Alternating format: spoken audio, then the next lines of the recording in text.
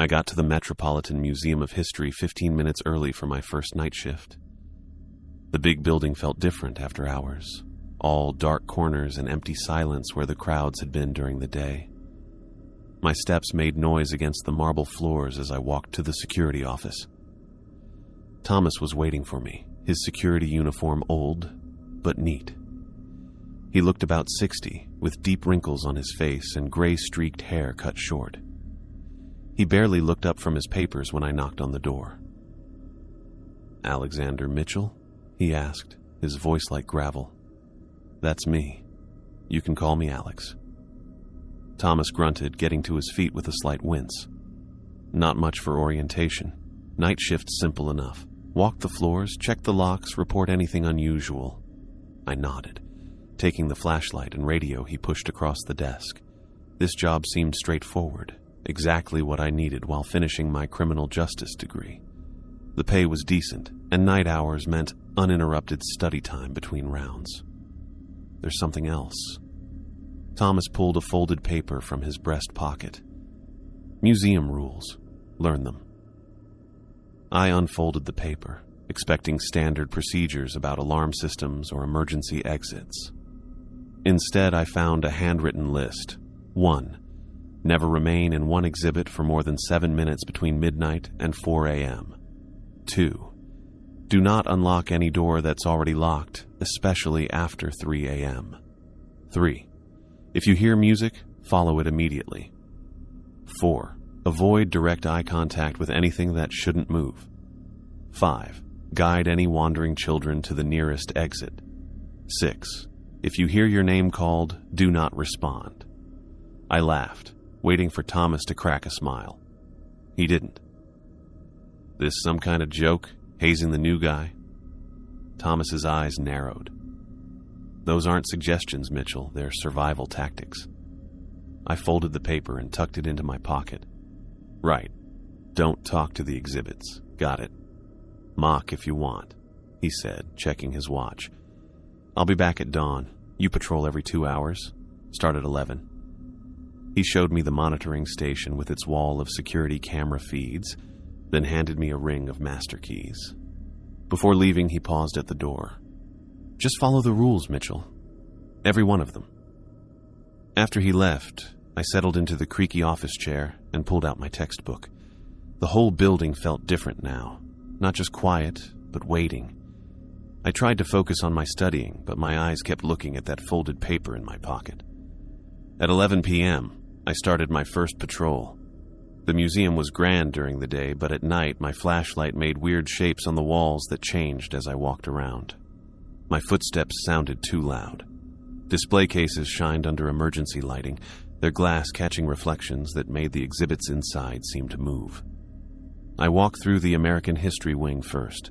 My flashlight lit up a collection of Civil War uniforms, the brass buttons catching the light. Nothing out of place. The Renaissance Wing was next. Paintings lined the walls. Marble statues stood frozen in dramatic poses. By midnight, I was feeling more confident, even bored. I'd finished most of my first complete walkthrough and found nothing scarier than my own shadow. The rules seemed pretty silly by now. That's when I saw it. I was passing through a narrow gallery of Italian sculptures when something caught my eye. I stopped, pointing my flashlight back to a marble nobleman with a cape and sword. He stood as still as he had for centuries. I took a step forward, and the statue's head turned, just slightly, but enough that its blank eyes now followed me. I felt a rush of panic. I backed away, remembering Rule 4. Avoid direct eye contact with anything that shouldn't move. I looked at the floor instead of the statue's face and kept backing up until I reached the doorway. When I looked up again, the nobleman was facing forward, exactly as he should be. I checked my watch. 12:08 a.m. I suddenly remembered Rule 1 about not staying in exhibits too long after midnight. My hands shook as I marked the gallery on my clipboard. In the American History Wing again, I tried to convince myself I'd imagined the statue moving. Maybe I was tired or the shadows were playing tricks. I was almost believing it when I heard something new. "Alexander." The whisper came from the dark corner behind a display of Frontier tools. Soft, curious, like someone testing if I was listening. "Alexander Mitchell." I froze, remembering Rule 6. If you hear your name called, do not respond. I pressed my lips together and kept walking, slightly faster now. The whisper followed me, growing more insistent. "Alexander. We see you, Alexander." I grabbed my radio, pressing the talk button. "Thomas, you there?" Only static answered, a harsh crackle that bounced through the quiet hall. I tried twice more before giving up. By 2 a.m., I was on my third round, checking each gallery as quickly as I could while still being thorough. The European artifacts section was next. Medieval weapons, ornate furniture, and glass cases of coins and jewelry. That's when I saw him. A small boy standing by a display of 18th century toys. He wore short pants with suspenders over a buttoned shirt, like something from an old photograph. His hair was neatly combed, and he looked at the toy soldiers with obvious longing. "Hey," I called softly. "The museum's closed. How did you get in here?" The boy looked up, not startled, but not quite focused on me either. His eyes seemed older than his face. "Are you lost?" I asked, approaching slowly. He didn't answer, just watched me with those strange eyes. I remembered Rule 5. Guide any wandering children to the nearest exit. "Let's get you out of here, okay? Your parents must be worried." I didn't reach for him, just gestured toward the exit. "This way." The boy followed without resistance, his footsteps making no sound on the marble floor. We walked together to the east door, and I pushed it open, holding it for him. "Go on," I said. "The night guard will help you find your parents." He stepped through the doorway and was gone, not running off into the darkness, but just disappearing. One moment a solid little boy, the next, nothing. I let the door fall shut, my hands numb with shock. I'd just guided a ghost to the exit. The rest of the night passed in a blur of being super alert. Every shadow might be moving, every reflection possibly watching. I checked my watch constantly, never staying anywhere near 7 minutes. I kept my back to walls whenever possible. When the first gray light of dawn came through the high windows, I almost cried with relief. I hurried back to the security office, my report filled with normal expected things. Not statue turned its head, or ghost child disappeared. Just all secure, repeated for each section. Thomas returned at 6 a.m. exactly, looking no more rested than when he'd left. He glanced at my pale face and the coffee cups littering the desk. "Quiet night?" he asked, hanging up his jacket. I started laughing, a slightly hysterical sound. A statue moved. It watched me walk by, and there was a little boy who vanished when I showed him out, and voices knew my name. I pushed my hands through my hair. I'm not crazy. I know what I saw. Thomas didn't look surprised or disbelieving. He just nodded slowly. "You followed the rules," he said simply. "That's why you're still here." For several seconds, I couldn't find words. Thomas just stood there looking at me with tired, knowing eyes. He wasn't surprised. He wasn't laughing at me. He believed me. "So, everything on that list, it's all real?" I asked, my voice barely above a whisper. Thomas checked his watch. "Go home, Mitchell. Get some sleep." "But the boy, he vanished, and the statue..." I said go home. Thomas walked to the desk and began sorting through paperwork, his back to me. Our conversation was over. I grabbed my jacket and backpack, legs unsteady as I walked out. The morning light hit my face as I stepped outside, and somehow that normality, birds singing, traffic noise, people walking to work, made last night feel even more unreal. I spent the day in my apartment staring at the ceiling, my brain running through everything I'd seen. A moving statue, voices that knew my name, a child who disappeared into thin air. None of it made sense. Any rational person would quit. I should call right now and tell them I wasn't coming back. But something pulled at me. The mystery of it, the strangeness. The fact that Thomas had practically confirmed it all without explaining anything. I dozed off eventually, dreams full of strange faces watching me and whispers I couldn't quite hear. When my alarm went off at 8 p.m., I sat up with a jolt. I had 2 hours before my shift started. I showered, dressed, and caught myself staring at the museum's folded rules I'd left on my kitchen counter. I tucked them into my pocket and headed out. The museum closed to the public at 9 p.m. I arrived 20 minutes early, passing the last visitors being ushered toward the exits. Instead of going straight to the security office, I took a detour toward the administrative wing. The museum curator's office door stood half open, light coming into the hallway. A woman sat at the desk, head bent over papers spread across its surface. According to the nameplate, this was Sarah Mitchell, head curator. I knocked lightly on the doorframe. "Excuse me?" She looked up, startled.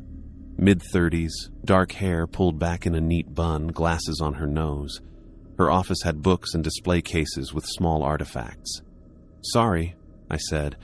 "I'm Alex Mitchell, the new night guard. Just started yesterday." "Mitchell? Any relation?" She gestured to her nameplate with a small smile. "Not that I know of. Common name, I guess." She nodded, removing her glasses. "How can I help you, Mr. Mitchell? You're not on shift yet, are you?" "Not for another hour. I wanted to ask you something if you don't mind." Sarah set her pen down. "Of course." I stepped into her office, trying to sound casual. "Has anyone ever mentioned unusual things happening here at night?" Her hands stopped moving on the desk. "Unusual in what way?" "Like exhibits not being where they're supposed to be, or noises that can't be explained." I paused. "Or children in the building after hours." Sarah's face changed a little. Her eyes got tight. She stood up and walked to her office door, looked into the hallway, then closed it. "This building has stood for over 150 years, Mr. Mitchell. It has a complex history." She returned to her desk. "Why do you ask? Did you experience something last night?" I weighed how much to say. Thomas gave me a list of rules, pretty strange rules. Thomas has worked here longer than anyone. She picked up a small artifact from her desk, some kind of stone scarab, turning it over in her fingers. "The building makes noises. Pipes, settling foundation, climate control systems. Security can be an unsettling job, especially overnight." She was being careful. Too careful. "So the rules are just precautions? Nothing more?" Sarah put the scarab down and met my eyes. "The rules keep people safe. That's all you need to know right now." That right now hung in the air between us. "I should get ready for my shift," I said finally. She nodded. "If you experience anything unusual, Mr. Mitchell, document it in your log. That's protocol." "Protocol for what?" She didn't say. Thomas was already in the security office when I arrived, looking at camera feeds. He grunted hello, but didn't bring up our earlier conversation. "Anything I should know about tonight?" I asked. "Same as yesterday. Patrol every 2 hours. Follow the rules." He emphasized those last 3 words, giving me a hard look. Every one of them. Once Thomas left, I pulled out the rules list, reading it twice more. Tonight would be different. I needed to know what was happening in this museum, and that meant testing boundaries. My first patrol at 11 p.m. was uneventful. I checked each gallery methodically, marking my clipboard with timestamps. No moving statues, no ghosts, no whispers. By midnight, I'd completed my first full round and returned to the security office. On my monitor, the Native American exhibit looked quiet and still. That would be my first test. Rule number 1, never remain in one exhibit for more than 7 minutes between midnight and 4 a.m. I grabbed my flashlight and headed there directly, checking my watch as I entered the gallery. 12:08 a.m. The exhibit housed pottery, weapons, traditional clothing, and several ceremonial masks mounted on the wall behind glass. I planted myself in the center of the room, counting down minutes. 5 minutes passed with nothing happening. The room remained silent except for the sound of climate control. At 6 minutes, the air felt heavier. 6 minutes and 30 seconds, and the glass display case nearest to me began to vibrate. So slightly I thought I imagined it, until it grew more intense. 7 minutes exactly. The temperature dropped suddenly, my breath forming a small cloud. The glass case housing a ceremonial mask unlocked itself with a soft click. 7 minutes and 20 seconds. The case door swung open. The painted wooden mask, shaped like a hawk with bright red and black markings, lifted from its stand. It didn't fall. It floated, hovering at the height where a person's face would be. "Holy shit," I whispered, backing toward the doorway. The mask turned slowly like it was checking me out. It moved forward, floating in the air. No strings, no mechanism, totally impossible. At 8 minutes, I broke and ran. Behind me, I heard a wooden clatter as the mask dropped to the floor. I rushed to the American History Wing and leaned against a wall, checking my watch. I'd broken rule number 1 and seen what happens. The rules weren't jokes or made-up stories, they were warnings. After catching my breath, I continued my patrol. The Greek and Roman gallery was quiet and still. The Renaissance wing looked normal, artifacts safely behind glass. Then I heard it. The high, sweet notes of a violin. Not recorded music from speakers, but real violin music. Rule number 3. If you hear music, follow it immediately. I moved toward the sound, which led me down a corridor I hadn't explored yesterday. The violin played a sad tune that seemed to come from everywhere and nowhere at once. I followed it past the medieval Europe exhibit, through a narrow hall lined with paintings. The music got louder as I approached a small maintenance closet tucked between 2 larger galleries. As I reached for the knob, the violin stopped. I waited, listening. Nothing. Something made me turn around. 20 feet behind me, a suit of medieval armor stood in the hallway. It hadn't been there seconds ago. As I watched, its empty helmet turned slowly from side to side, like it was looking for something. The armor took one clanking step forward. I yanked open the closet door and hurried inside, pulling it shut behind me. The small space was full of cleaning supplies, mops, buckets, bottles of solution.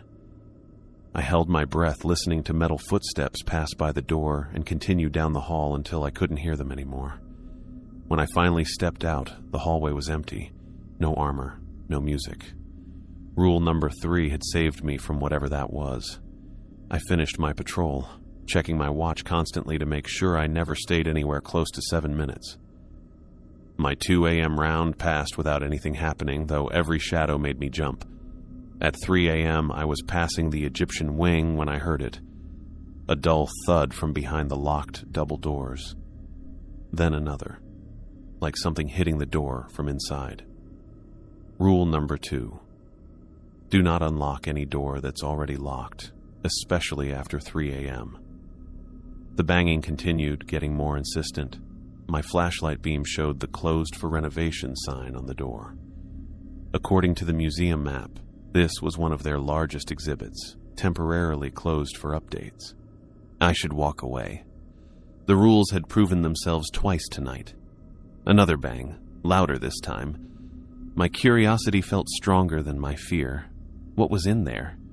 I pulled out the master keys Thomas had given me, finding the one marked E-Wing. The banging stopped as I put the key into the lock. I knew this was stupid. I turned the key anyway. The massive double doors swung inward with a groan. My flashlight showed a huge room filled with display cases, stone tablets carved with hieroglyphics, and reconstructed tomb entrances. At the center stood a large sarcophagus, its lid slightly open. I stepped inside, my footsteps hitting the stone floor. The doors swung closed behind me with a loud click. "Hello?" My voice sounded small in the vast space. Nothing moved. No response. I walked up to the sarcophagus slowly, my flashlight pointing at its decorated surface. The lid had definitely been moved.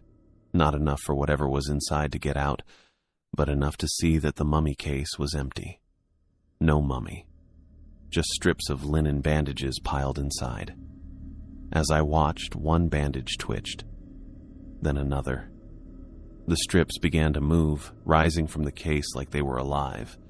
They twisted in the air, coming together, slowly making a body, arms, legs, a chest. A person-shaped thing building itself right in front of me. I remembered Rule No. 4. Avoid direct eye contact with anything that shouldn't move. Looking down at the floor, I backed away. My heel caught on something and I tripped, grabbing a display case to keep from falling. When I looked up without thinking, the bandage thing had gotten closer, now only 10 feet away. Where a face should be was just a hollow space of crossed bandages, but somehow I felt it watching me. I kept backing up, eyes fixed on the floor until my back hit the doors. I fumbled for the handle, twisted it, and fell backward into the hallway as the doors opened. I slammed them shut and locked them with shaking hands. The banging from inside started again immediately, harder and faster than before. I ran all the way back to the security office, collapsed into the chair, and watched the Egyptian wing doors on the monitor. The camera showed the hallway outside the exhibit, the doors firmly closed. No sign of what I'd seen inside. The banging had stopped. By morning, my report sheet was filled with lies, all secure in every section, including the ones where impossible things had happened. I wasn't ready to put any of it in writing. When Thomas returned at 6 a.m., I was a mess of adrenaline and exhaustion. "How'd it go?" he asked, hanging up his jacket. "The rules," I said, my voice rough. "I tested them." Thomas went very still.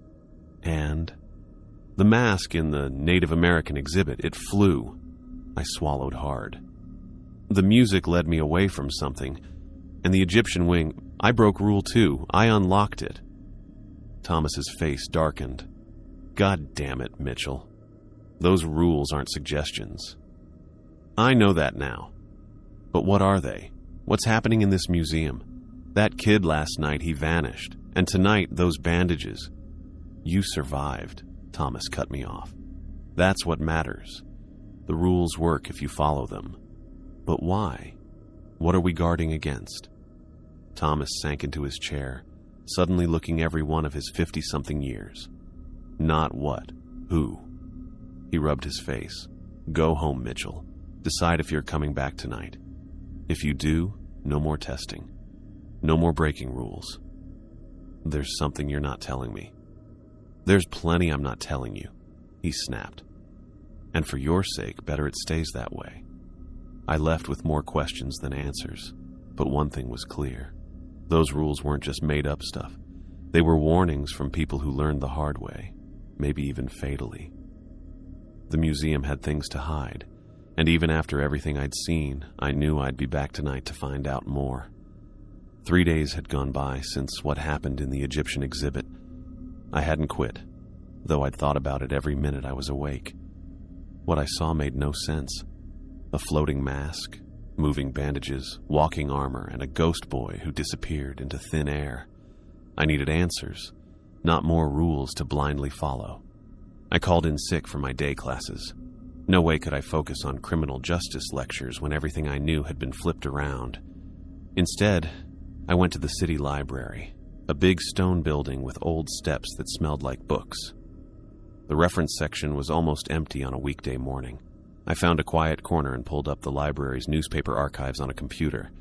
My hands stopped over the keyboard for a second before I typed, "Metropolitan Museum of History Founding." The search gave me dozens of articles. I looked through them until one headline caught my eye. "Morgan Collection Forms Core of New Museum." The article, from 1918, had a black and white photo of a serious man with a neat mustache and sharp eyes. Edward Morgan, rich businessman, had donated most of the museum's original collection. I looked up more about Edward Morgan. More articles showed up. Stories of his trips to Egypt, Greece, and South America, photos of him with tribal artifacts, interviews where he talked about preserving cultural heritage through acquisition. In every photo, he stood straight, wearing fancy suits. Then I found it. A small article from 1928. Tragedy at Metropolitan Museum. Benefactor found dead. According to the story, Edward Morgan had been found dead inside the museum after hours. The official cause was heart failure, but the article mentioned unusual circumstances that weren't explained. He'd been alone in the building, working late on a new exhibition. I printed everything I could find about Morgan and the museum's early years. One photo really stood out. Morgan standing beside a young assistant in front of a crate marked Thebes. Something about their faces made me feel weird. Morgan looked proud while his assistant looked nervous, almost scared. By the time I left the library, my backpack was full of printouts and my head filled with questions. The official history didn't tell me much about what was actually happening in the museum at night, but it gave me somewhere to start. When I showed up for my shift that evening, I had a plan. Thomas nodded at me from the desk, but didn't say anything about me being sick. I waited until he left before getting to work. The security system kept footage for 2 weeks. If I could find recordings of me with the mask, the bandages, or the ghost boy, I'd have proof I wasn't going crazy. I pulled up the footage from my first night, fast-forwarding to when I'd walked the ghost boy to the exit. The camera showed me walking down the hallway alone, making gestures and talking to nothing. When I got to the door, I opened it, stood there for a moment, and then closed it again, looking shocked. My stomach felt tight. I checked the Native American exhibit footage from my second night when the mask had floated. The screen showed static for exactly 8 minutes, the whole time I'd spent in the room, before clearing to show me running out, with the mask lying on the floor behind me. I tried the Egyptian wing footage next. More static, then the doors opening by themselves, then me backing out and slamming them shut, looking scared of nothing. "What the hell?" I whispered, rewinding and replaying the clips. The cameras captured me perfectly, but none of the supernatural events. To anyone watching, I looked like I was hallucinating, talking to thin air, running from nothing. I checked my watch. Time for my first patrol. I grabbed my flashlight and radio, my mind racing as I walked through the museum hallways I'd been through 100 times before. The building was quiet, but I didn't mistake that for emptiness anymore. I felt eyes watching me from every exhibit. The first and second floors were clear. When I got to the third floor's textile exhibit, I heard something new. Soft, muffled crying. I followed the sound past glass cases of tapestries and old clothes to a small alcove with Victorian-era dresses. A girl sat on a bench in the corner, her face buried in her hands. She looked about 11, with long dark hair around her shoulders and a pale blue dress with lace trim that could have been from the 1800s. Unlike Noah, she looked solid, real, until I saw how her dress matched the style in the nearby display cases too perfectly. "Hello?" I said softly, keeping my distance. She looked up, surprised. Her face was streaky with tears, but there was no wetness on her hands. "You can see me." Her voice sounded weird and far away, like it was coming through water. "Yes, I'm Alex, the night guard. Are you lost?" A bitter smile spread across her face. "Lost? I guess that's one way to put it." She stood up and smoothed her dress. "My name is Lucy." "Lucy," I repeated. "Like Noah, you're not really here, are you? Noah spoke to you?" She looked surprised. "He's cautious around the guards." "He showed me out of an exhibit," I said. "What did you mean by lost?" Lucy walked to a glass case with a child sampler dated 1889. This was mine. I made every stitch. She touched the glass, her fingers passing through it slightly. "He took it from my mother after I died. Said it would preserve my memory." "Who took it?" "The collector," she whispered, her form flickering slightly. "He collects more than objects, guard. He collects us." My stomach turned cold. "Edward Morgan?" At the name, Lucy's image shook badly. Don't say his name here. He might hear. What did he do to you? To Noah? To all of you? Lucy backed up, looking over my shoulder with worry. He tied us to the things we loved, the things that belong to us. We can't leave them. She lowered her voice. He's still here too, tied like us but stronger. He feeds on us to stay. How can I help you? I asked, moving closer. You can't, she said sadly. Many have tried. The rules keep him contained, but they keep us trapped too. Before I could ask more, Lucy's head snapped up, fear crossing her face. He's listening. I shouldn't have spoken to you. She backed away, her body growing transparent. Be careful who you trust, guard. Even the living aren't always what they seem. With that, she vanished completely, leaving me alone in the textile exhibit, feeling suddenly cold and scared. I completed my patrol in a daze, trying to process Lucy's warning. The collector, Edward Morgan. Somehow he was still here, decades after his death. During my 2 a.m. round, I heard it again, the violin music that had saved me from the animated armor. This time, instead of leading me away from danger, it seemed to be calling me toward something. The melody moved down the hallway of the European wing, getting stronger as I approached a large painting of a Venetian canal scene. The music seemed to be coming from behind the painting itself. I checked the frame carefully, noticing a small gap between it and the wall on one side. When I pressed the frame's corner, the entire painting swung outward like a door, showing a narrow passage beyond. Every survival instinct told me to close it and walk away. But if answers lay beyond, I needed to know. I slipped through the opening into a small, windowless room that couldn't be more than 15 feet square. Unlike the rest of the museum, this space had no track lighting, no climate control systems, no modern touches at all. A single bare bulb hung from the ceiling, activated by my entry. Glass cases lined the walls, but these weren't normal museum displays. They contained personal items, a pocket watch with a cracked face, a set of ivory hairbrushes, a child's doll with one eye missing, a tarnished locket. Each item had a small handwritten card beside it, but instead of historical descriptions, they bore only names and dates. Robert Mills, 1922. Elizabeth Porter, 1919. Samuel Wright, 1925. A wooden desk sat in the middle of the room with leather-bound journals and loose papers all over it. I walked up carefully and shined my flashlight on the papers. They were written by hand in fancy writing, with diagrams and symbols in the margins. I knew the handwriting from Morgan's letters in the library. One of the journals was open to a page called Binding Ritual for Spiritual Containment. The writing talked about ways to secure a departing soul to its cherished possessions. The diagrams showed how to arrange candles and symbols. My hands shook as I turned the pages. Morgan's crazy ideas were all there in neat, careful notes. He wrote about trying different ritual pieces, testing which personal items made the strongest bonds, and writing down how long each spirit stayed viable after binding. They retain consciousness, he'd written.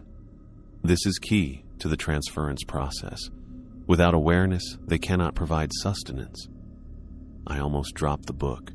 Morgan hadn't just collected artifacts. He'd gathered souls, tying them to objects they valued when alive. And somehow, he was using them as food. A noise from the doorway made me turn around. Thomas was standing there with a stern look, staring at the journal in my hands. You shouldn't be in here, he said quietly. No one comes in here. I backed up against the desk. Thomas, these journals, Morgan was trapping souls. Is that what's happening? Are there people trapped in the artifacts? Thomas came inside and let the painting door close behind him. For a second, I thought he was going to come at me. But instead, he dropped into the chair next to the desk, looking really tired. Not in the artifacts, he said finally. With them, bound to what they loved, what they created. He gestured around the room. This was Morgan's private collection, his experiments. Lucy said he feeds on them. How is that possible? He died in 1928. Thomas's head snapped up. You spoke to Lucy, the Victorian girl? I nodded. And Noah, the boy from my first night. They don't usually show themselves to guards, Thomas muttered almost to himself. Then louder, Morgan found a way to bind his own soul to his collection. When he died, or rather, when his body died, he remained tethered to everything he'd gathered. But the binding ritual had consequences. To maintain his presence, he needs energy from the other trapped souls. So the rules, I said, understanding dawning. They're to keep people safe from what's in here. Thomas ran a hand over his face.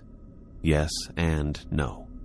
The rules keep visitors and staff safe, yeah, but they also keep the balance of power. If people break certain boundaries, the spirits can get stronger or weaker. The rules the last night guard taught me, that I taught you, came from years of trial and error by night guards who lived to tell about it. How long has this been going on? Since 1928. After Morgan died, strange things started happening. The first night guard quit after a week.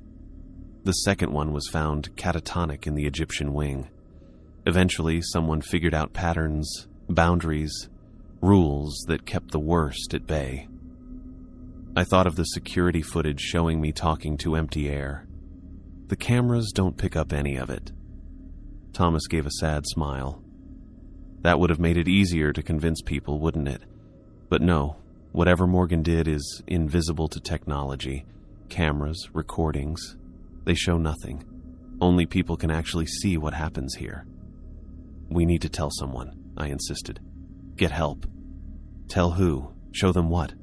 Thomas stood up, agitated. I tried years ago. Brought in a paranormal research team. Their equipment failed, they saw nothing, and I nearly lost my job. The museum board isn't about to admit their precious collection is haunted by its original donor who's feeding on trapped souls. Then we free them, I said. Break whatever binding Morgan created. Thomas's expression darkened. Don't you think we've tried? For decades, guards have looked for ways. Some got close. He stopped talking, looking at the artifacts in their cases. They joined the collection. There has to be a way. If there is, it's not worth your life to find it. Thomas moved toward the door. I've already said too much. I only told you because you found this place on your own, and that means Morgan wanted you to know. What? Why would he want that? New blood, new fear. Maybe it amuses him. Thomas opened the painting door. Listen to me carefully, Alex. Follow the rules. Don't try to be a hero. The most we can do is maintain the balance, keep the souls contained, and limit how much power Morgan has over them. That's not good enough, I argued, following him out. Those are people trapped in there. Children, like Noah and Lucy. Thomas stopped in the hallway, turning to face me. You think I don't know that? You think it doesn't haunt me every day? His voice cracked. I've been here for 30 years watching these same ghosts come and go. I've tried everything to help them. Then help me find something we haven't tried, I said. Thomas shook his head. There's no we in this, Mitchell. In this job, you either follow the rules and survive, or you break them and join the exhibits. He started walking away, then paused. One more thing. Don't mention this conversation to anyone, especially not the curator, Sarah. Why not Sarah? She must know about this. Because I don't know who Morgan can influence outside these walls, Thomas said over his shoulder. Trust no one but yourself, and even then, be careful. He left me standing there, the painting door now shut with no sign it was ever open. I moved closer and looked at it from all angles, but couldn't find any way to open it again. I was locked out of Morgan's private collection once more. As I kept walking around, the museum seemed different, like it wasn't just haunted, but built with a scary purpose in mind. Each exhibit I passed might have someone stuck inside like Noah or Lucy, trapped with things they used to love. The pretty items that visitors liked looking at during the day were actually prisons at night. And somewhere in there, Edward Morgan was still around, living off their imprisonment, watching everything happen. The night seemed way darker now. The rules seemed way less certain. And my job as a guard meant something much worse than before. I wasn't just keeping the museum safe from people breaking in. I was helping maintain a 100-year-old system that kept a collector locked up. A man who'd figured out how to keep his collection forever. People's souls included. I barely slept 4 hours, and what little sleep I got was full of bad dreams about masks floating around and kids disappearing. I kept thinking about what Thomas told me, how Morgan was trapping souls in objects and feeding on them with these rules keeping some kind of power balance. But who cares about balance if it means kids like Noah and Lucy stay trapped forever? The museum opened at 10 a.m. I showed up at 9:30, tired from working all night. Instead of heading home, I wanted to check out the museum's archive department. The archives took up the basement's east wing, lots of shelves and boxes of documents. I'd walked by during my security rounds, but never gone inside. I looked at the staff directory and found out Daniel Green, the museum's senior historian, worked there. I knocked on the frosted glass door that said Archives, Staff Only. "It's open," called a voice from inside. The room smelled of old paper and bookbinding glue. Tall metal shelves lined the walls, with large tables filling the middle of the room. A man sat at one desk, surrounded by stacks of documents and a really old computer. He looked up when I walked in. He was skinny with glasses that kept sliding down his nose. He wore a rumpled cardigan even though it was pretty hot for early spring. A half-eaten sandwich and 3 empty coffee cups sat next to him. "Can I help you?" he asked, pushing his glasses back up. "I'm Alex Mitchell, the new night guard." "Daniel Green." He turned back to his computer. "If you're looking for the security office, it's back up the stairs and—" "I'm not lost. I need to talk to you about Edward Morgan." His fingers stopped typing. He looked at me over his glasses, looking suspicious. "Morgan's collection is well documented in our public catalog. If you're interested in the museum's history—" "I'm interested in souls bound to artifacts," I said. "In ghosts that appear at night. In why museum guards need 6 rules to survive their shifts." Daniel stared at me for a long moment, then got up and walked to the door. I thought he was kicking me out, but instead he closed it and turned the small lock. "How much do you know?" he asked, his voice low. "I've seen things during my shifts.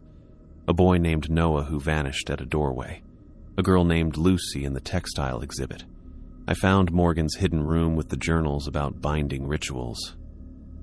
Daniel walked back to his desk, sat down in his chair, and pulled off his glasses. 3 months ago, I would have called security to escort you out. Probably recommended a psychiatric evaluation too. He rubbed his eyes. But then I found something in the archives that I couldn't explain. He opened a drawer and pulled out an old leather journal. This belonged to Frederick Mills, Morgan's personal assistant during the 1920s. It wasn't put with the official collection. I found it hidden behind a loose panel when we were fixing up the storage area. He handed me the journal. The leather was cracked from age, the pages yellow and brittle. Mills kept really detailed records of everything Morgan did, including things that never made it into the official museum history. I opened it carefully. The handwriting was neat but squished together, filling every bit of space.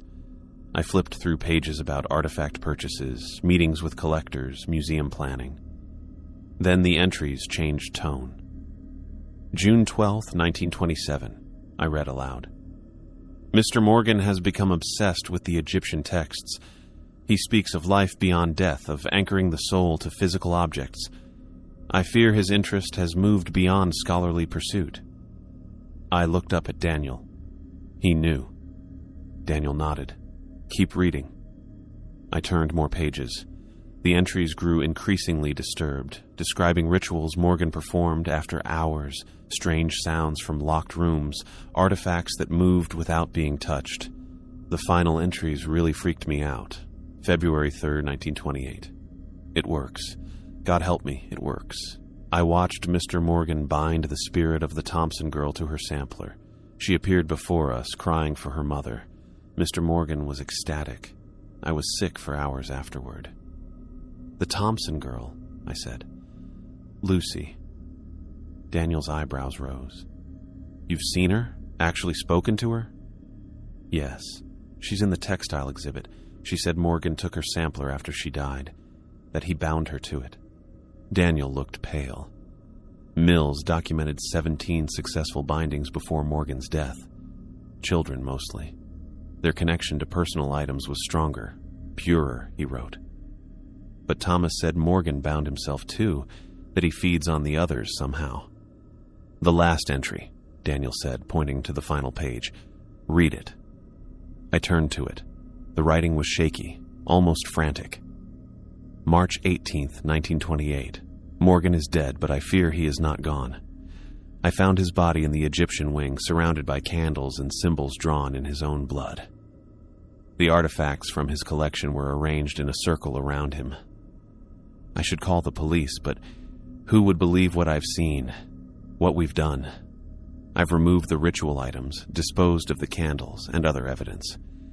The official story will be heart failure, but his last words to me still echo. I will become eternal through my collection. God forgive me for my part in this abomination. I closed the journal slowly.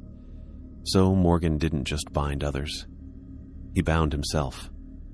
Daniel took the journal back, handling it like it might bite. After finding this, I started looking for patterns. Night guards quitting suddenly or reporting strange experiences. Visitors claiming to see things that weren't there. Staff finding artifacts moved overnight even with all the security systems in place. You believe it? I didn't want to. Still don't, really. Daniel pushed his glasses up again. But the historical record is consistent with something unnatural happening in this building, and you're hardly the first guard to come looking for answers. But I might be the first one who wants to do something about it, I said. Daniel gave me a sharp look. Others have tried. There was a guard in 1943 who brought in a priest. Another in 1967 who tried destroying artifacts she believed contained spirits. Both disappeared. Their employee files list them as resigned without notice. But you have more information than they did, I pressed. Morgan's journals, Mills's account. There must be something about how to reverse the binding. Daniel hesitated, then got up and walked to a locked cabinet in the corner. He unlocked it with a small key from his pocket and pulled out several old books with leather covers. I found these in another uncatalogued collection. They appear to be Morgan's research notes on the binding ritual. He set them on the table. I've been translating and studying them in my free time. The museum board doesn't know I have them. I picked up the top journal and opened it. Diagrams covered the pages, circles filled with strange symbols, notes in Morgan's neat handwriting, sketches of artifacts with markings showing where to place them. The binding ritual required 3 elements, Daniel explained, pointing to different sections. A personal item with emotional significance to the subject, a proper containment circle with specific symbols, and blood, both from the binder and the subject. For those already deceased, Morgan used preserved blood or, failing that, something containing their DNA, hair, fingernails, even a pulled tooth in one case. And to bind himself, he created what he called a master binding. Instead of tying his soul to a single object, he bound it to his entire collection. Every artifact, every trapped soul became part of his anchor to this world. I flipped through the pages, seeing detailed notes on each subject, their personal items, how strongly they showed up, how much energy they gave. He was experimenting on them, I said, disgusted, even after death, and still is if what you've seen is real. Daniel took off his glasses again, cleaning them with a handkerchief. The journals mention that souls bound this way don't just exist, they can be harvested, for lack of a better term. Their energy can be drawn upon by the binder.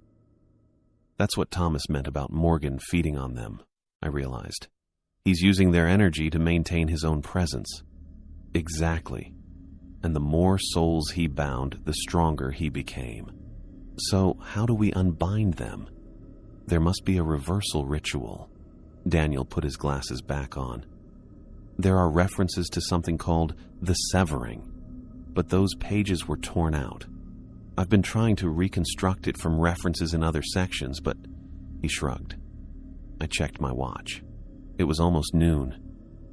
I needed sleep before my shift tonight. I need to see those journals again, I said. Can you make copies? Daniel looked nervous. I shouldn't even have shown you these. If the board found out. People are trapped in there, I insisted. Children. They've been trapped for almost a century. He was quiet for a long moment. Come back at 8 tonight before your shift. I'll have copies of the relevant sections ready. Thank you. I stood to leave, then paused. One more thing. Do you know anything about Morgan's personal effects? Things he owned, used regularly? Most were auctioned after his death, but the museum kept some items for historical significance. They should be in deep storage, section E4. He gave me a curious look. Why? Just trying to understand the man behind all this, I said. I walked out of the archives with my head spinning. The truth was worse than I'd imagined. Not just trapped souls in a haunted museum, but a careful, step-by-step system set up by a man who couldn't accept death. I went home and tried to sleep, but my dreams were full of Morgan's diagrams, ghostly children, and rituals done by candlelight. I woke up after only 3 hours, drenched in sweat. My apartment was cool, but that didn't help. By 8 that evening, I was back at the museum. Daniel was waiting at the archive door with a thick envelope. Everything I could find about the binding ritual and possible reversal methods, he said, handing it to me, plus a map marking where we store Morgan's personal items. I appreciate this, I said, taking the envelope. Daniel looked uncomfortable. Just be careful. Whatever Morgan did, it's kept him here for nearly a century. He won't give up his power easily. I know. I tucked the envelope into my jacket. If anything happens to me, don't say that. Daniel cut me off. Just follow the rules tonight. Study the materials first. Don't do anything rash. I nodded and went to the security office for my shift. Thomas was already leaving when I arrived, barely looking at me as we passed each other. Once alone, I spread Daniel's copies across the desk. Morgan's notes were very detailed. He'd created the binding ritual by mixing Egyptian funeral practices with European occult traditions. The diagrams showed how the soul could be stuck to physical objects through symbols drawn in blood. Other pages detailed his experiments with different subjects, how some bindings didn't work, while others created stronger ghost appearances. What really freaked me out were his notes on energy transference. Morgan had figured out that by arranging the bound artifacts in specific patterns, he could take power from the trapped souls to make himself stronger. He used their energy, keeping them weak enough to control but strong enough to keep him going. As time for my first patrol got closer, I gathered the papers and put them away. The museum felt different tonight. I now understood that each exhibit and artifact could be part of Morgan's prison for trapped souls. I walked through the American History Wing, the Renaissance Gallery, and the medieval armor displays. Everything looked the same, but I now realized these weren't just historical objects, but parts of Morgan's supernatural setup. My flashlight showed movement ahead, a small figure peeking from behind a display case. Noah. The ghost boy looked at me with serious eyes. Unlike before, he didn't run away. He stood in the middle of the hallway, waiting. "Hello, Noah," I said softly. He didn't speak, but turned and walked down the corridor, looking back to make sure I was following. I checked my watch. 11:48 p.m. I had time before the midnight rules took effect. Noah led me through galleries I'd patrolled every night, down a service stairwell, and into the basement level. We passed storage rooms, the climate control systems, and the archives where I'd met Daniel that morning. At the end of a narrow corridor was a metal door marked Deep Storage E4. I used my master key to unlock it. Noah slipped through the door before I opened it fully, squeezing through the small gap. I followed him into the darkness. My flashlight showed a large room filled with shelves and storage containers. The room was full of museum junk. Old signs, broken display cases, outdated brochures. Along the back wall stood several wooden crates stamped with dates from the 1920s. Noah pointed to one crate in particular. The label read, E. Morgan, Personal Effects, Not for Display. I pried open the lid with a screwdriver from my belt. Inside, packed in yellowed tissue paper, were someone's old personal things. A monogrammed briefcase, a fountain pen set, leather-bound books, a shaving kit, and a silver pocket watch. I picked up the watch right away. It felt heavy, with Morgan's initials carved into it. As I held it, the second hand suddenly twitched and began to move. Tick, tick, tick. This watch should have stopped working decades ago. The storage room got really cold all of a sudden. I could see my breath in front of my face. Noah was gone. He disappeared as soon as the watch started ticking. Curious little things, aren't they? Said a cultured voice behind me. I spun around. A man stood between me and the door, tall, wearing an old-fashioned suit with a waistcoat and tie pin. His face matched the photographs I'd seen. Edward Morgan, looking exactly as he had in 1928, the year of his death. But as I watched, his image glitched like bad reception on an old TV. For a split second, I saw something else beneath the gentleman's outside. A skeleton with empty eye sockets that glowed with cold blue light. Another guard trying to undo my work, Morgan said, his voice dripping with contempt. He gestured to the watch in my hand. They always find their way to my personal effects eventually. Something about the connection draws them. I backed up against the crates. What did you do to those children? Preserve them, Morgan replied, straightening his cuffs. Given them eternal existence. Without me, they would be nothing but dust and forgotten names. You trap them. You feed on them. Morgan's body flashed again, showing the skeleton beneath. Such dramatic terms. I prefer to think of it as a symbiotic relationship. They provide energy. I provide continued existence. Why? Why do this? Why does any collector collect? Morgan walked toward me, each step leaving a brief frost pattern on the concrete floor. To possess beauty, to prevent the ravages of time, to create something lasting. He smiled, showing too many teeth. And I have succeeded beyond my wildest dreams. My collection will never decay, never be lost. The rules, I said, remembering why Noah had brought me here. Thomas said they keep the spirits contained, maintain the balance. Morgan laughed, a harsh sound. Is that what he told you? That's pretty naive. The rules weren't created to protect you from the spirits, Mr. Mitchell. They were created by my first night guards to protect themselves from me. I felt a shock run through me. What? When I first changed, my influence was limited. I couldn't manifest fully. The guards discovered patterns, times when I was weaker, ways to avoid drawing my attention.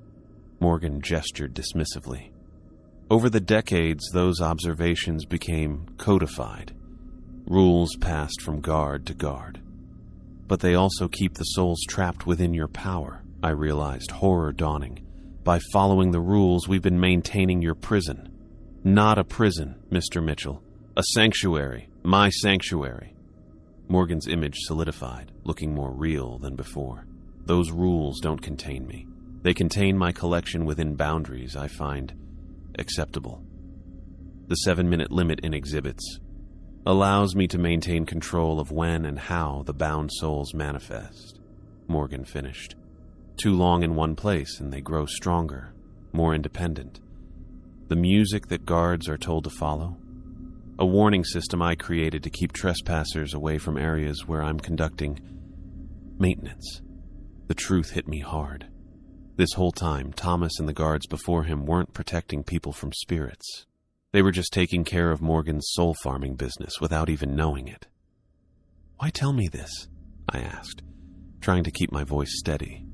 "Because it amuses me." Morgan's form flickered again, momentarily revealing the glowing skeletal figure. Each generation, one guard figures it out, comes down here seeking answers. I find their horror refreshing, a break in the monotony. And then what happens to them? Morgan smiled that too wide smile again. Some quit, some go mad, some try to fight me. He looked at the watch in my hand. And some join my collection. What will you choose, Mr. Mitchell? I gripped the watch tightly. I'm going to free them. Many have tried. All have failed. Morgan's voice hardened. The binding is my life's work. It cannot be undone without destroying the collection itself. I'll find a way. Perhaps. Morgan's form began to fade. But remember, Mr. Mitchell, in this museum I am everywhere. I see through every artifact, hear through every wall. And the rules that you think protect you? His voice became a whisper as he disappeared. They're just the chains I allow you to wear. Then he was gone, leaving me alone in the cold storage room with his ticking watch in my hand. I stood there for several minutes, trying to process what I'd learned. The entire system I'd been told to maintain, the rules, the patrols, the careful balance, was a lie. We weren't containing the haunting. We were facilitating it. Every night, every patrol, every obedience to the rules had been strengthening Morgan's hold over his captured souls. I looked down at the watch, still ticking in my palm. Morgan had revealed his secret, not because he feared me, but because he didn't. In nearly a century, no one had broken his binding. I waited in the security office for Thomas to arrive. The copies of Morgan's journals spread across the desk between us. His eyes moved from the pages to my face, his expression getting harder with each passing second. For the past 10 minutes, I'd been explaining everything. Morgan's binding ritual, how the rules actually maintained his power rather than containing it, how the trapped souls were being used as spiritual batteries. "You talked to Morgan himself," Thomas repeated, his voice flat. "And you believe what he told you." "I saw him, Thomas. He was there, in the storage room with his personal effects. And everything he said matches what's in these journals." I tapped the papers. "The rules don't protect us from the spirits. They protect Morgan's system from interference." Thomas stood up slowly, his chair scraping against the floor. He walked to the office door and closed it with a soft click. "I've worked here for 30 years, he said, his back to me. 30 years, following those rules. Teaching them to new guards. Watching people quit when they couldn't handle what they saw. You didn't know," I said. "None of the guards did. Morgan designed it that way." Thomas turned, and the look on his face scared me. His eyes had changed. The pupils had a weird blue light around them, the same blue glow I'd seen on Morgan's skeleton. "What makes you think I didn't know, Alex?" His voice had changed too, deeper and somehow layered, as if someone else spoke just beneath his words. "What makes you think I haven't always known?" I stood up, putting the desk between us. "Thomas, this isn't you. Morgan's influencing you somehow." He laughed. It didn't sound anything like the Thomas I knew. "Morgan showed me the truth years ago, showed me how to really serve." He stepped closer. "And in return, he promised me a spot in his collection when I die. Not locked up, but as a curator, keeping things in check forever." "That's insane," I said, edging toward the door. "You're talking about helping him trap souls. Children's souls." "I'm talking about preservation," Thomas snapped. "What happens to souls otherwise? They disperse, dissolve, whatever happens in death. Morgan gives them continuity, purpose. He feeds on them." He sustains them, Thomas countered, his eyes glowing brighter. And they sustain him, a perfect system that's worked for almost a century. His face twisted with anger, until you started poking around, breaking into private rooms, speaking with Morgan himself. I reached for the door handle, but Thomas moved with surprising speed for his age. His hand clamped around my wrist, painfully tight. "He wants to see you, Alex," Thomas said, his voice almost gentle now. "Tonight, at midnight in the Egyptian wing, he has an offer for you." I tried to pull away. "I'm not interested in any offers." "It's not optional." Thomas's other hand shot out, grabbing me by the throat. "Morgan values intelligence, curiosity. You'd make an excellent addition to the staff." I couldn't breathe. Thomas was stronger than he looked, his fingers digging into my neck with crushing force. My vision started to spot with black dots. Acting on instinct, I drove my knee up hard, catching him in the stomach. Thomas doubled over, his grip loosening. I shoved him back against the desk and bolted for the door, yanking it open and stumbling into the hallway. My throat burned as I gasped for air. Behind me, Thomas was already recovering, pushing himself up from the desk with that unnatural blue glow still burning in his eyes.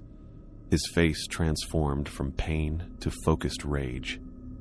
"You can't hide from him," he called as I backed away. "This is his museum, his collection. There's nowhere he can't see." I turned and ran down the hallway, hearing Thomas's footsteps behind me. The museum that had been just creepy before was now a dangerous place to be. I made quick turns through exhibits, trying to lose him, but Thomas knew the place better than I did. Every time I thought I'd gotten away, I'd hear him behind me, his voice calling out with that weird double sound. "He'll find you, Alex. Better to come willingly." I ran into the American Revolution display and hid behind a Valley Forge diorama. I tried to catch my breath while thinking about what just happened. Thomas had been under Morgan's influence all along, or at least for years.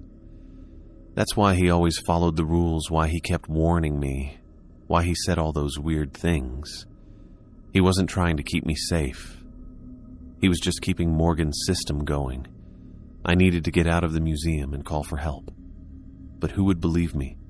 Who could actually help against a super old ghost and his mind-controlled security guard? I heard footsteps coming slowly.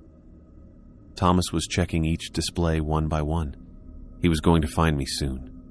I looked around and saw a maintenance door in the wall behind the diorama. I crawled toward it, hoping it wasn't locked.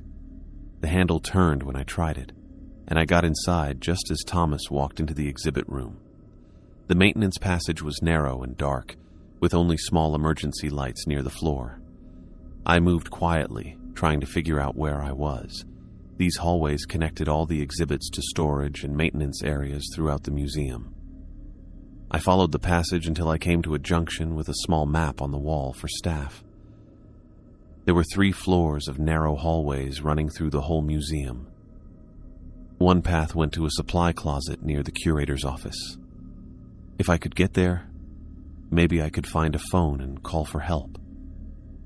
I heard a door open somewhere behind me.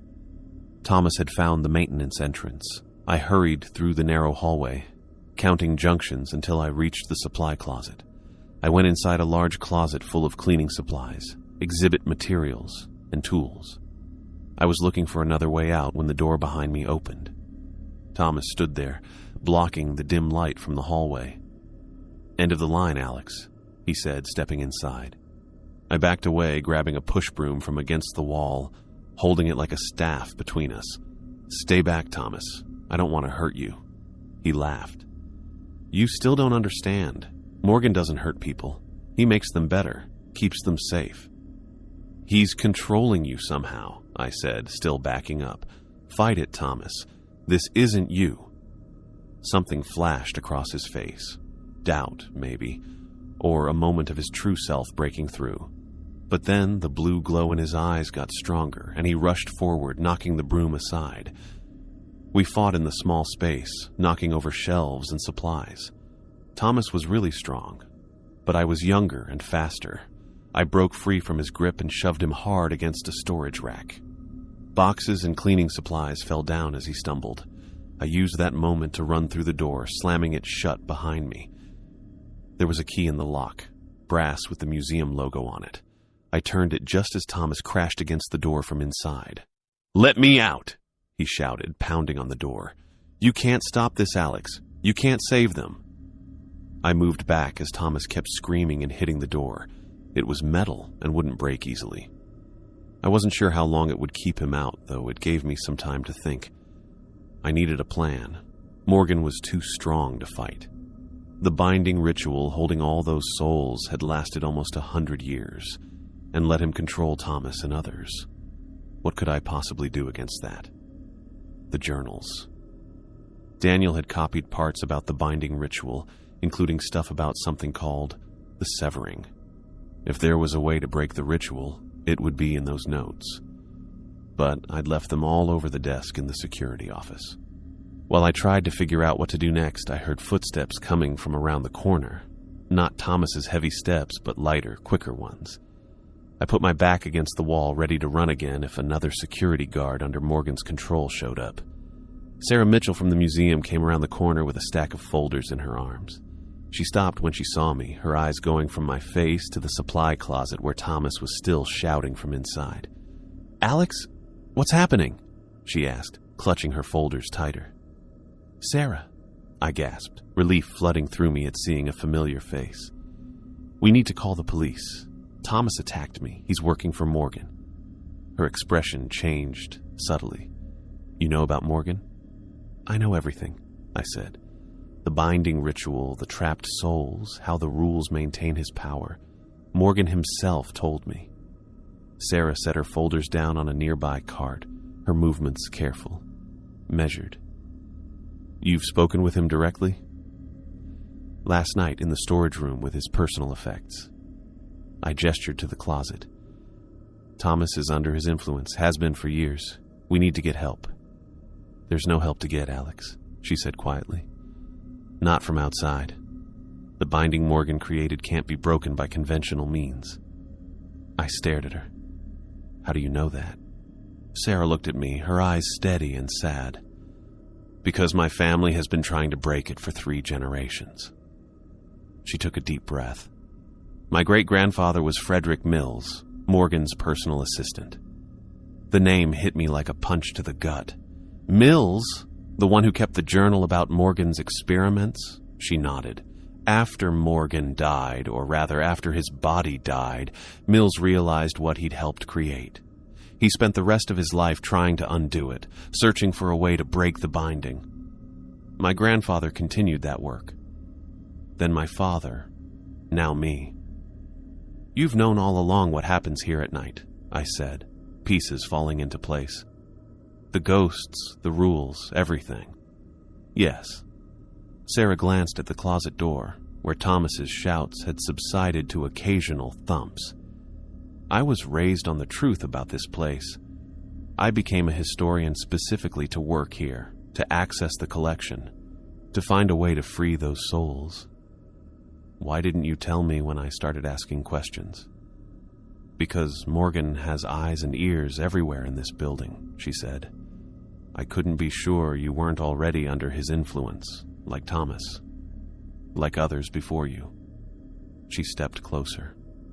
"But you've seen him directly and you're still fighting. That means there's something different about you, something that resists his influence." "I want to help the spirits," I said. "Noah, Lucy, all of them. They don't deserve to be trapped here, feeding Morgan's immortality." Sarah's face softened. "No, they don't." She looked at her watch. "It's nearly midnight. Morgan will be at his strongest soon. We don't have much time." "Time for what?" "For what my family has been preparing for nearly a century." From her jacket pocket, she pulled out a small, worn leather book. My great-grandfather stole pages from Morgan's ritual journals, the ones detailing how to break a binding. Morgan never knew they existed because Mills hid them, passed them down through our family. "The severing," I said, remembering Daniel's mention of missing pages. Sarah nodded. A counter-ritual that can break the bindings, but it needs certain conditions. She looked again at the storage closet. It only works when the binding is weak, when the usual patterns get messed up. The rules, I realized.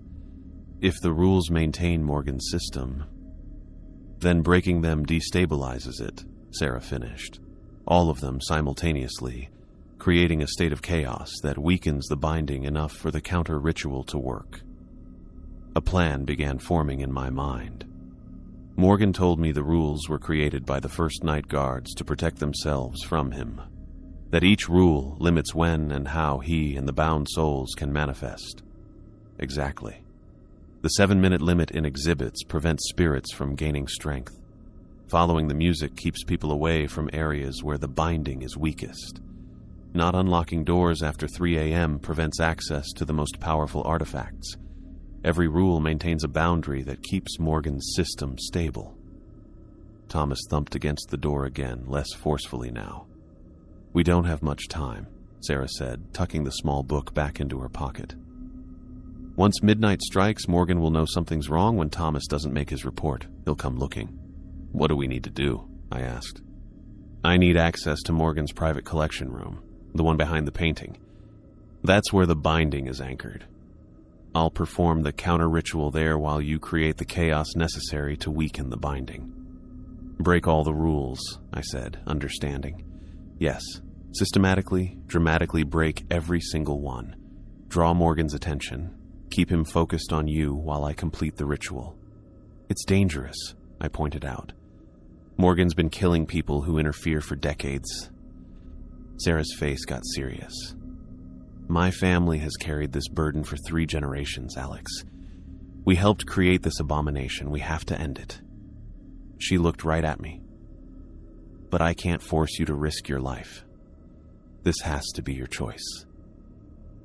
I thought of Noah disappearing at the doorway, Lucy crying over her embroidery sampler, all the souls trapped for decades, feeding Morgan's twisted immortality, and Thomas, his mind messed up by Morgan's influence after years of loyal service.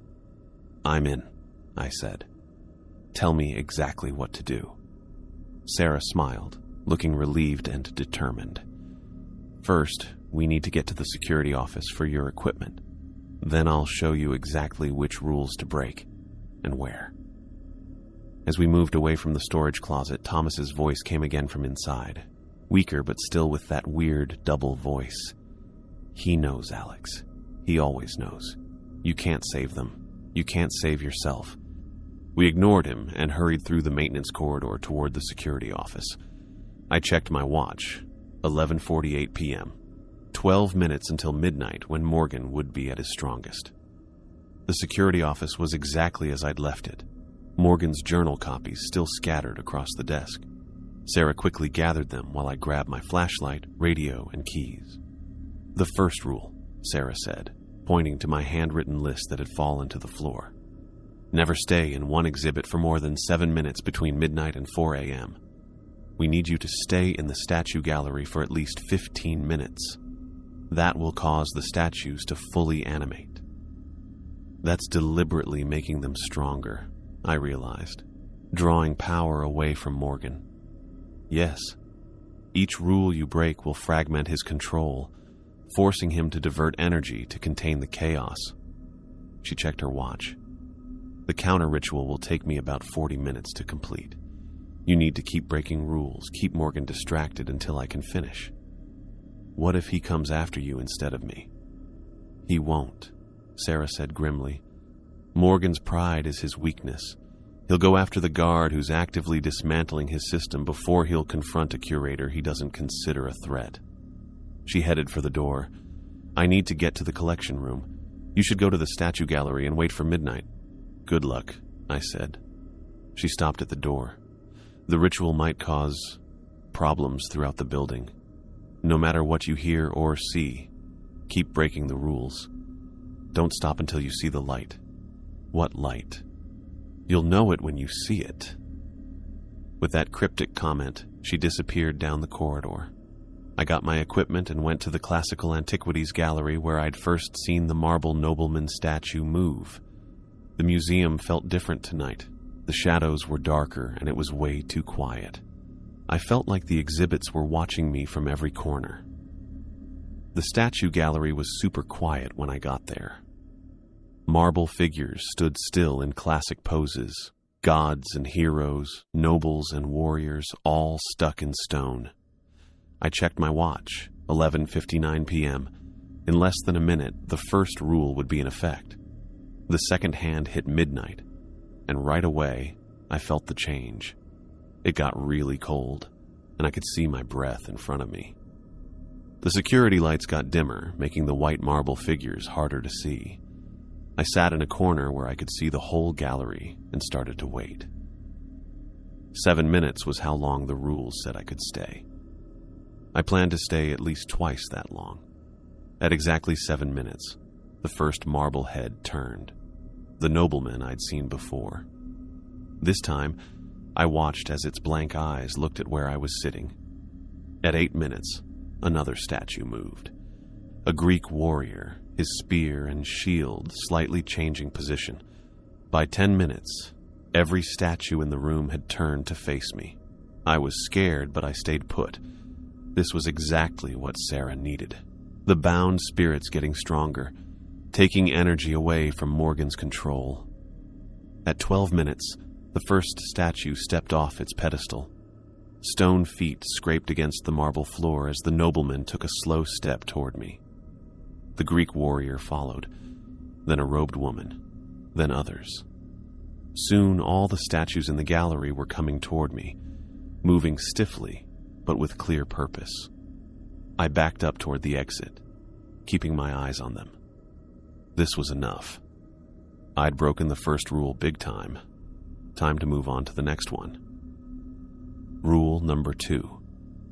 Don't unlock doors that are already locked, especially after 3 a.m. It wasn't 3 a.m. yet, but according to Sarah, I needed to break the rules in order. The Egyptian wing was always locked after hours. It was the most secure part of the museum because of all its valuable stuff. I hurried through the hallways, the sound of stone feet scraping on marble getting quieter behind me. When I reached the Egyptian wing's massive doors, I pulled out my master key. The lock made a heavy click that seemed to carry through the entire museum. As soon as I pushed the doors open, I felt it, a rush of cold, old air hitting me. The Egyptian gallery beyond was dark except for the faint red glow of emergency lights. Sarcophagi lined the walls, their painted faces staring at me. Glass cases held canopic jars, Ushabti figurines, and jewelry that looked dull in the low light. From somewhere in the darkness came a soft, repeating sound, like bandages unwinding. I remembered my last visit here, when I'd seen the linen wrappings form a human shape. This time I wasn't running. I walked right into the center of the gallery. My flashlight beam moving across Hierog 1 month had passed since we freed the trapped souls from Morgan's binding ritual. The museum felt different now, quieter, more peaceful. The heavy feeling was gone. Now it was just quiet like any normal building. I still worked the night shift, but it was a completely different job now. No more watching the clock to avoid staying in one place too long. No more avoiding eye contact with things that shouldn't move. No more listening for my name called from the shadows. Just regular patrols through quiet galleries filled with history, not trapped spirits. We had a hard time explaining what happened after Sarah's spiritual cleansing. The physical damage, toppled displays, cracked cases, artifacts scattered across floors, was blamed on a small earthquake that somehow only hit our building. The museum board didn't buy it until they saw security footage of display cases falling and artifacts moving by themselves during my shift. None of us expected what happened next. 3 days after the binding was broken, some paranormal researchers showed up saying their equipment had picked up a huge energy spike at our location. They said they'd been tracking spiritual activity across the city for years and had never seen readings like these. Sarah let them in, but kept them away from anything about Morgan's real history. Their investigation hit the national news when they showed grainy footage of what they called dozens of ghosts floating up through the museum's roof. Most experts called it fake, but it brought tons of curious visitors. The board saw a chance in all this new attention and made Sarah the museum director. Her first move was to hire Daniel full-time to properly document Morgan's collections with their real historical backgrounds, not the supernatural stuff. I walked through the American History Wing with my flashlight. My watch showed 2:18 a.m. 1 month ago, I would have been checking it constantly, making sure I didn't stay too long in any one spot. Now I could take my time looking at artifacts without worrying. My radio crackled. "Alex, you there?" It was the new night guard trainee, Mark. He was at the security desk tonight.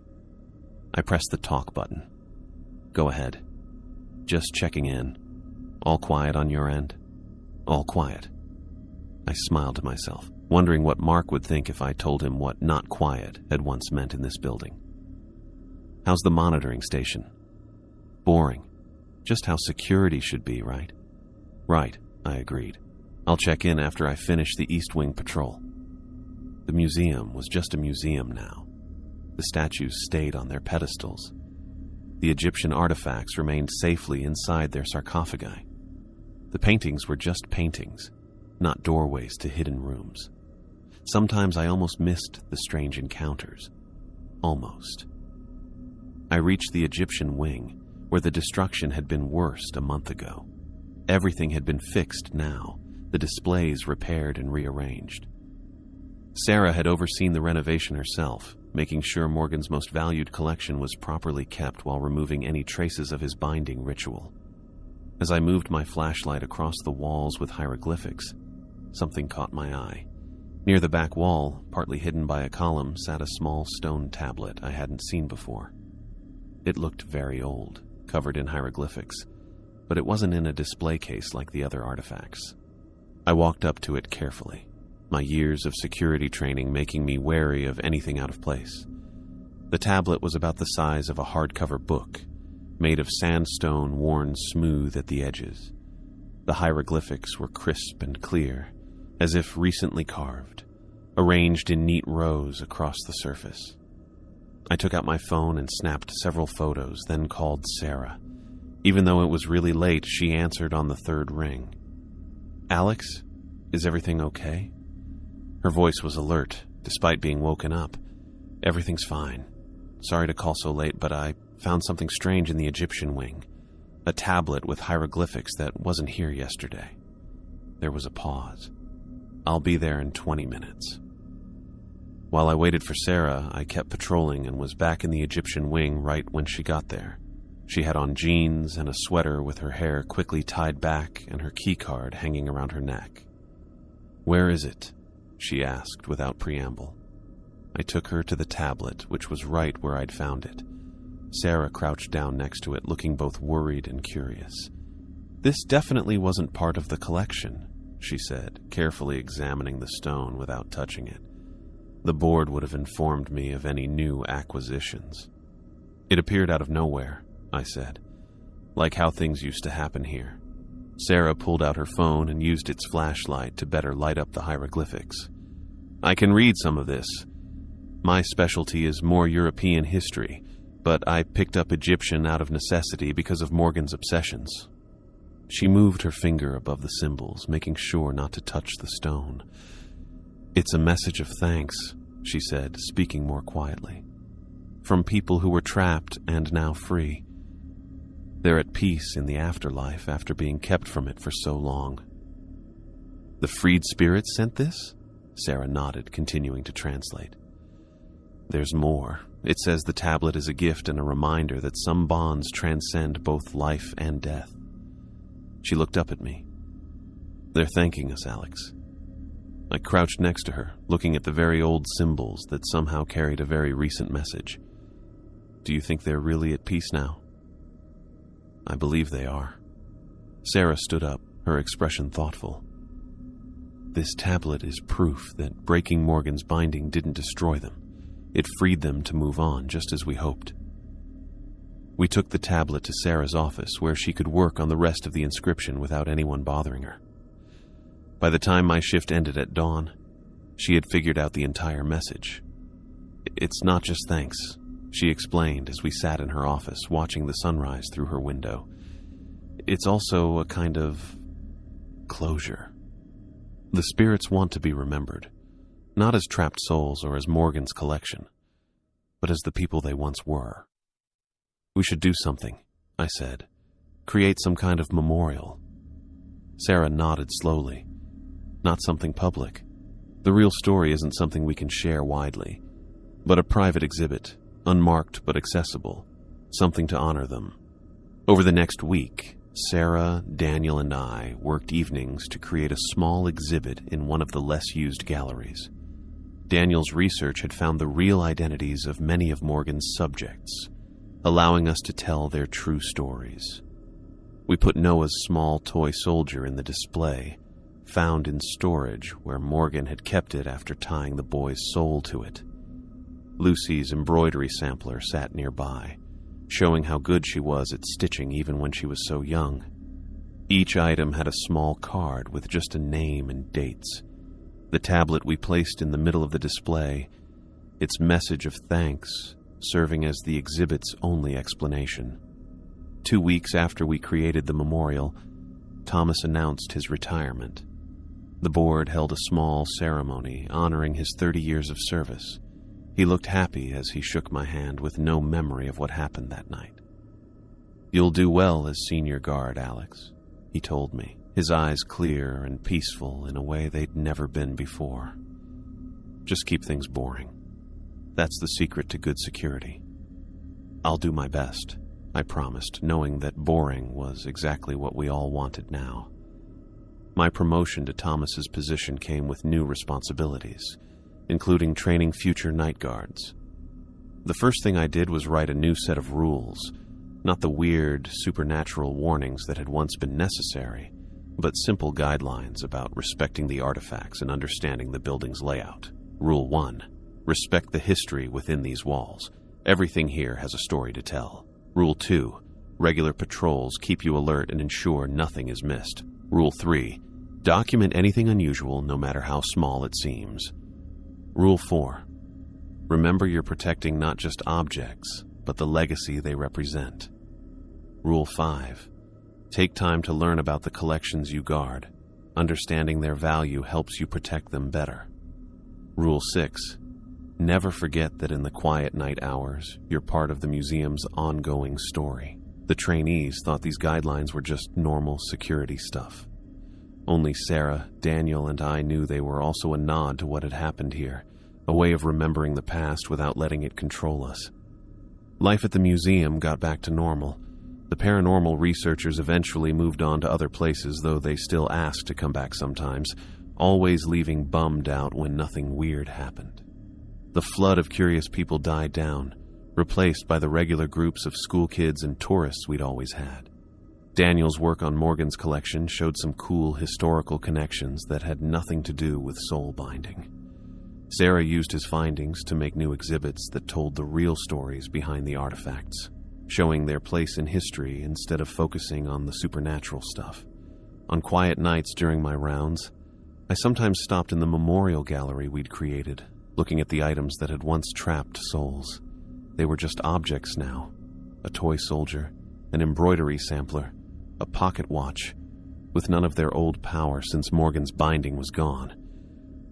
Sometimes I'd hear something just barely, soft violin music playing somewhere far away, but unlike before, I didn't feel like I had to follow it.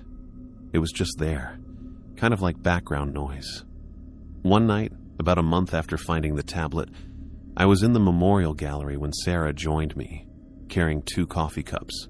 She handed one to me and stood next to me, looking at the display. "Sometimes I wonder if we should tell someone," I said, sipping the hot coffee. "The whole story, I mean, about what really happened here." Sarah shook her head. "Who would believe it? And what good would it do? The souls are free. Morgan is gone. The binding is broken. Sometimes the best way to honor history is to let it rest." "I suppose you're right." I looked at the hieroglyphic tablet. It's strange to think that just a month ago I was terrified of this place after dark. Now it's just peaceful. That's all they wanted, Sarah said softly. Peace. A chance to move on.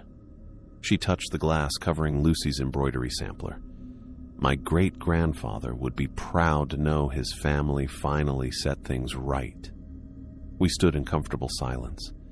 The museum around us was packed with artifacts, some with known history and others still a mystery. I've been thinking of writing it all down, I admitted. Not for publication or anything, just to have a record of what really happened. That's not a bad idea, Sarah said, turning to look at me. History deserves to be remembered, even the parts we can't explain. I finished my coffee and checked my watch. Time to continue my patrol. Have a good night, Alex, Sarah said as she headed back to her office to work late, as she often did. You too, I replied, watching her go before turning back to the display. In the quiet of the gallery, I reached out and touched the frame holding Noah's toy soldier. Sleep well, I whispered to whatever might be listening. There was no answer, no movement, nothing strange. Just the quiet of a building full of history, not scary ghosts. The museum had plenty of stories to share. Regular stories about art and old things people made and saved. And I was here to listen, not scared anymore of what might be hiding in the dark corners.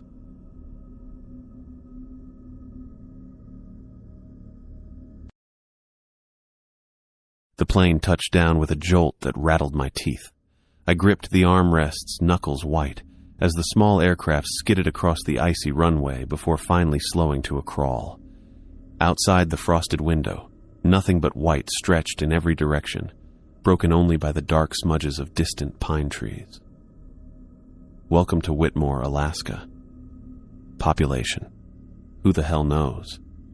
My new home for the foreseeable future.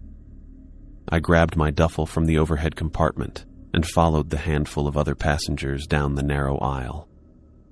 The cold hit me like a physical blow the moment I stepped onto the metal stairs. My breath clouded in front of my face as I hurried toward the tiny terminal building. The February wind cutting through my jacket like it wasn't even there. Inside wasn't much warmer. The terminal consisted of a single room with a few plastic chairs, a vending machine, and a bored-looking guy behind a counter. I stamped my feet to get some feeling back in my toes and looked around for whoever was supposed to pick me up. A man in a heavy police parka stood by the exit, arms crossed over his chest. He looked to be in his late 50s with thinning gray hair and the weathered face of someone who'd spent decades in harsh conditions. When he spotted me, he didn't smile or wave, just gave a curt nod. "Officer Diaz?" he asked as I approached. "Yes, sir." I extended my hand. "Michael Diaz." He shook it firmly. "Chief Alex Lewis, cars outside." And that was it for introductions. I followed him out into the cold, where an aging police SUV sat idling in the small parking lot, exhaust billowing in the frigid air. Lewis tossed my duffel in the back and climbed into the driver's seat without another word. As we pulled away from the airport, I tried to get a feel for the place through the frosted windows. Not much to see, just snow, trees, and more snow. The road looked barely maintained, and Lewis drove with the careful precision of someone who knew exactly where every patch of black ice might be hiding. "First time in Alaska?" he finally asked, eyes never leaving the road. "Yes, sir. Spent most of my career in Michigan before this." "Michigan winters won't prepare you for this." He said it matter-of-factly, not like he was trying to scare me. "We hit 40 below last week. That's without wind chill." I nodded, unsure what to say to that. The heater in the SUV was working overtime, but I could still feel the cold seeping in through the windows. After about 20 minutes of silence, broken only by the occasional crackle of the radio, Lewis reached into his pocket and pulled out a laminated card. He handed it to me without looking. "Memorize these," he said. "They'll keep you alive." I took the card, expecting to see safety protocols for extreme weather or maybe emergency contact information. Instead, I found 5 numbered rules. 1. If you hear laughing inside the station after dark, leave immediately. 2. If you see someone with no face in the woods, don't move until they leave. 3. Don't acknowledge the whispers. 4. Never open your door if someone knocks after midnight. 5. Always feed the black cat if it crosses your path. I stared at the card, waiting for Lewis to crack a smile or tell me it was some kind of initiation joke. When I looked up, his expression remained deadly serious, eyes fixed on the road ahead. Is this some kind of hazing ritual for the new guy? I asked with a nervous laugh. Lewis took his eyes off the road just long enough to give me a look that made my smile fade. Officer Diaz, I don't have time for hazing rituals. Those rules kept me alive for 26 years in Whitmore. They'll do the same for you if you follow them. The way he said it sent a chill through me that had nothing to do with the temperature. I looked back down at the card, reading the rules again. They sounded like something out of a bad horror movie. Officer Hamilton will explain everything in more detail, Lewis continued. She's been here 8 years, knows what she's doing. I slipped the card into my pocket, deciding to play along for now. Every small town had its quirks and superstitions. This was probably just Whitmore's version. We drove into what passed for the town center, a short main street with a handful of buildings on either side. A diner, a general store, what looked like a post office, and a few other businesses I couldn't identify. Most had lights on despite the early hour, warm glows against the gray morning. Lewis pulled up in front of a small, sturdy-looking building with Whitmore Police Department written across the front. It was a single-story structure with narrow windows and a metal roof piled with snow. "Home, sweet home," Lewis said, killing the engine. "Get settled in. Hamilton will take you on patrol this afternoon." The station inside was warmer than I expected, with fluorescent lighting that hummed overhead. A small reception area led to an open room with 4 desks, only one of which looked regularly used. A coffee maker gurgled in the corner next to a mini-fridge, and a bulletin board covered in notices hung on the far wall. Lewis showed me to an empty desk. "This is yours. Locker room's through there. Your apartment is upstairs. Nothing fancy, but it's included with the job." I set my duffel on the desk. "Thanks, Chief. When do I meet Officer Hamilton?" "She'll be in around noon. Get your gear squared away until then." Lewis headed toward what I assumed was his office, then paused at the door. "And Diaz?" "Yes, sir?" "Those rules. They're not a joke." With that, he disappeared into his office, leaving me alone with my thoughts and the strange laminated card burning a hole in my pocket. I spent the next few hours unpacking and getting familiar with the station. My apartment upstairs was small but functional, a studio with a kitchenette, a bed, a couch, and a tiny bathroom. The windows looked out over the main street, giving me a view of the handful of people bundled against the cold as they went about their business. At exactly noon, the station door opened and a woman walked in. She was in her mid-40s, with prematurely gray hair cut in a practical bob and sharp blue eyes that seemed to take in everything at once. She wore the same police uniform as Lewis, with additional layers for the cold. "You must be Diaz," she said, extending a gloved hand. "Christina Hamilton." "Michael," I replied, shaking her hand. "Nice to meet you." She nodded, already moving toward the coffee pot. "Lewis said you're from Michigan. That's good. At least you know what snow looks like. Last guy we got was from Arizona. Lasted 3 days before he packed up." Hamilton poured 2 cups of coffee, handed one to me, and took a long sip from her own. "Lewis give you the rules?" I patted my pocket. "Got them right here." "Good. You ready to see the town?" I grabbed my coat. "Lead the way." Outside, the day had brightened somewhat, though the sun remained hidden behind a blanket of gray clouds. Hamilton led me to another police SUV, this one with chains on the tires. "We'll take my car," she said. "Better in the snow." As we drove slowly down the main street, Hamilton pointed out the key locations. The general store that doubled as a pharmacy, the diner that served as the town's only restaurant, the small clinic staffed by a single doctor and 2 nurses. 400 people live here, give or take, she explained as we turned onto a residential street lined with small houses. Most work at the lumber mill or the fishing operation when the lake isn't frozen. Some hunt and trap. Everyone knows everyone, which makes our job easier in some ways, harder in others. I nodded, taking mental notes. Seems pretty quiet. Usually is. We get the standard stuff, domestic disputes, drunk and disorderly, occasional theft. But that's not what you need to worry about. She turned onto a narrow road that led toward the edge of town, where the houses thinned out and the forest pressed closer. The rules Lewis gave you, they're what keep you alive here. I looked at her, trying to gauge if she was serious. Her expression gave nothing away. About those rules, I said carefully. They seem a little, unusual. Hamilton's eyes stayed fixed on the road. 3 officers ignored them in the time I've been here. None lasted a week. A chill ran down my spine despite myself. What happened to them? They transferred out. Immediately. Her tone made it clear there was more to the story, but she wasn't sharing it. We drove in silence for a few minutes before Hamilton pulled over at a spot where the forest came right up to the road. She cut the engine and turned to face me. Look, Diaz, I know how this sounds. I thought the same thing when I got here. But Whitmore isn't like other places. Things happen here that don't make sense. The rules help you navigate that. I wasn't sure what to say, so I just nodded. Hamilton seemed satisfied with that response. She started the car again and headed back toward town.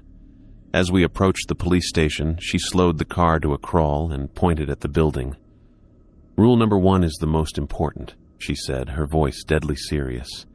If you hear laughing inside the station after dark, a child laughing, you get out. Don't investigate. Don't try to find the source. You leave, and you call me or Lewis. I stared at her, waiting for some indication that this was all an elaborate prank.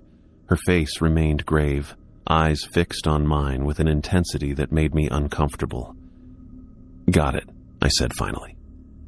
Good. She pulled into the station parking lot. We'll go over the other rules as they become relevant. For now, just remember number 1. The rest of my first week in Whitmore passed without incident. I handled a noise complaint at the diner, helped an elderly woman who had locked herself out of her house, and wrote up a fender bender in the general store parking lot. Normal, small-town police work. Lewis and Hamilton seemed competent and professional. Besides the strange rules, everything about the Whitmore Police Department appeared to be standard procedure. We patrolled. We filed reports. We drank too much coffee. By day 7, I'd started to relax. The rules, I figured, were just local folklore, a way to keep newcomers on their toes, maybe even a psychological test to see how we handled unusual situations. The serious way Lewis and Hamilton treated them was probably just commitment to the bit. As I sat at my desk that evening, finishing paperwork before heading up to my apartment, I couldn't help but smile to myself. I'd been worried over nothing. Whitmore might be remote and freezing cold, but it was just a small town like any other. I tucked the laminated rule card into my desk drawer, convinced I wouldn't need it. After all, I'd been a cop for 10 years. I knew the real rules of the job. Be alert, be prepared, and don't take unnecessary risks. The folklore could stay in the drawer where it belonged. I scraped at the windshield of my patrol car, the ice giving way reluctantly under the plastic edge of my scraper. The night air bit through my gloves, making my fingers stiff as I worked. 8 night shifts in, and I still hadn't adjusted to the brutal cold of Whitmore after dark. The station sat quiet behind me, its windows glowing with fluorescent light against the darkness. I'd left my coffee inside, planning to grab it once I finished with the windshield. Just a few more scrapes and I'd be... A laugh broke the silence, high-pitched, childlike, coming from inside the station. I paused, scraper held mid-stroke, listening. Maybe I'd imagined it. Then it came again. A clear, delighted giggle that made the hair on my arms stand up despite the layers I wore. Rule number 1 flashed through my mind. Leave immediately if you hear laughing after dark. The laughter grew louder, seeming to bounce off the walls inside the station. My chest tightened as the sound carried through the closed doors and windows, reaching me in the parking lot with unnatural clarity. I dropped the scraper and backed away from the building, fumbling for my radio with numb fingers. "Owens," I said, trying to keep my voice steady. "I'm at the station and I—" The laughter cut through again, higher and more frantic. "I hear it," I finished, my breath clouding in front of my face. Owens's response came immediately, her voice tight with urgency. "Get in your car right now. Do not go back inside. Drive to my house. Now, Michael." I didn't need to be told twice.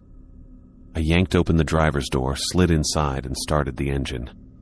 As I pulled out of the lot, the laughter seemed to follow me, hanging in the air even as I put distance between myself and the station. The drive to Owens's cabin took 15 minutes along dark, winding roads. I kept checking my rearview mirror, half expecting to see something following me. Nothing did, but the memory of that laughter stayed with me, playing on repeat in my head. Owens's cabin sat at the edge of town, a small wooden structure with smoke curling from the chimney. I parked next to her SUV and waited, engine running, heater blasting. 5 minutes later, she emerged from the front door, 2 steaming mugs in her hands. She approached my car and motioned for me to roll down the window. "You okay?" she asked, handing me one of the mugs. I took it gratefully, wrapping my fingers around the warmth. "Yeah." "What the hell was that?" "That," she said, leaning against my car door, "was why we have Rule 1. "A kid's laugh?" I asked. "In an empty police station?" Owens took a long sip of her coffee before answering. "I've heard it twice in 8 years. Both times I did exactly what you did tonight. I got out and stayed out." "What happens if you don't?" Her face hardened. 3 officers didn't follow that rule. They went back inside to investigate. We found them the next morning sitting at their desks, staring at nothing. They wouldn't talk, wouldn't move without being guided. All 3 were transferred to psychiatric facilities within days. I swallowed hard, the coffee suddenly tasting bitter. "What caused it? You really want to know?" Owens asked, studying my face. "Yeah, I do." She sighed, her breath visible in the cold air. "I don't know exactly what it is. None of us do. But it's not a child, Michael. It's never been a child." We stayed there for the rest of my shift, parked outside her cabin. Owens went back inside but checked on me hourly, bringing fresh coffee and sitting with me while I processed what had happened. By the time dawn broke, painting the snow-covered landscape in pale pink light, the incident felt almost dreamlike, except for the lingering chill that had nothing to do with the temperature. 2 weeks passed without incident. I handled the usual calls, a fender bender at the general store, noise complaints from the diner, checking on elderly residents after a particularly heavy snowfall. The laughter faded to the back of my mind, though I never stayed in the station alone after dark. Then came the day I encountered Rule number 2. I was investigating reports of property damage near the forest edge. Someone had torn down sections of a fence marking private property. The owner, an older man named Erickson, had called it in that morning, claiming it was the 3rd time it had happened. The damage looked odd, not cut with tools but torn, as if something had pulled the wooden posts from the frozen ground with considerable force. I took photos, made notes in my report, and was about to head back to my car when movement at the tree line caught my eye. About 50 yards away, partially hidden among the trees, stood a figure. Tall, too tall to be human, with limbs that hung at unnatural angles. Its skin was pale, almost translucent in the afternoon light. I instinctively reached for my weapon, then froze as I remembered Rule 2. Don't move if you see a faceless person in the woods. The figure took a step forward, emerging from the shadows of the trees, and my breath caught. Where its face should have been was nothing, just smooth, featureless skin stretched over what approximated a head. My heart hammered in my chest as I stood perfectly still, not even blinking as the creature tilted its head, studying me. It took another step forward, mimicking my stance. Feet slightly apart, arms at sides. Then it raised one hand slowly, exactly as I had my right hand positioned near my holster. We stayed like that, locked in a bizarre mirror game, as minutes crawled by. The cold air burned my lungs, but I didn't dare move. Not even when the figure took another step closer, its movements jerky and wrong, like it was learning how to use its limbs. 20 minutes passed with me standing rigid, muscles cramping from the strain of remaining motionless. The faceless figure continued to mirror me, occasionally tilting its head as if puzzled by my stillness. Finally, after what felt like hours, it seemed to lose interest. It lowered its arm, took 3 backward steps, then turned with an unnatural fluidity and disappeared into the forest. I remained frozen, counting slowly in my head. 1 minute, 5 minutes, 10 minutes. Only when I reached 10 did I allow myself to exhale fully, my muscles screaming in relief. Carefully, watching the tree line for any movement, I backed toward my patrol car. I didn't turn my back to the forest until I reached the vehicle, and even then I fumbled with the keys, dropping them once before managing to unlock the door. Inside the car, I sat with shaking hands on the steering wheel, trying to process what I'd seen. The faceless figure had been real as the torn fence posts and the frozen ground beneath my feet, as real as the child's laughter in an empty police station. I started the engine but didn't drive away immediately. Instead, I stared at the forest edge, half expecting the figure to reappear. It didn't, but I couldn't shake the feeling that it was still watching me, waiting just beyond the trees. Lewis and Owens hadn't been testing me with those rules. They hadn't been maintaining some local tradition or playing an elaborate joke. They had been trying to keep me alive. I woke up to knocking, 3 sharp raps on my apartment door, precise and deliberate. My phone showed 2 in the morning, and the darkness outside my window confirmed it. I sat up, instantly alert, wondering who'd be at my door at this hour in Whitmore. The knocking came again. Same pattern, same intensity. I grabbed my gun from the nightstand drawer and moved quietly to the door, staying to the side of it. "Hello?" A woman's voice called from the other side. It sounded wrong. The pitch was perfect, the tone musical, but something about it made my skin crawl. "My car broke down on the main road. I need to use a phone, please." Every word was pronounced with unnatural clarity, like someone reading from a script they'd practiced too many times. I thought about the laminated card with the 5 rules. Rule 4, never open the door to knocks after midnight. "I can see your light is on." The voice continued, still eerily melodic. "Please help me. I'm all alone out here." I took a step back, keeping my gun trained on the door. "I'll call someone to help you," I said, not moving toward the handle. "Just open the door," the voice insisted, losing some of its musical quality. "I only need to use your phone for a minute." I reached for my cell phone with my free hand and called Owens. She answered on the 3rd ring, her voice thick with sleep. "There's someone at my door," I said quietly. "A woman saying her car broke down. It's 2 in the morning." Owens was instantly alert. "Don't open the door. I'm on my way. Keep talking to her, but stay inside." I hung up and called out. "Help is coming. They'll be here soon." The knocking stopped. For several long seconds, there was silence. Then I heard what sounded like nails. Long, hard nails, dragging slowly down the outside of my door. "I just need to come inside," the voice said, dropping any pretense of normalcy. The words stretched and distorted like tape playing at the wrong speed. "Open the door now." I backed away further, gun still raised.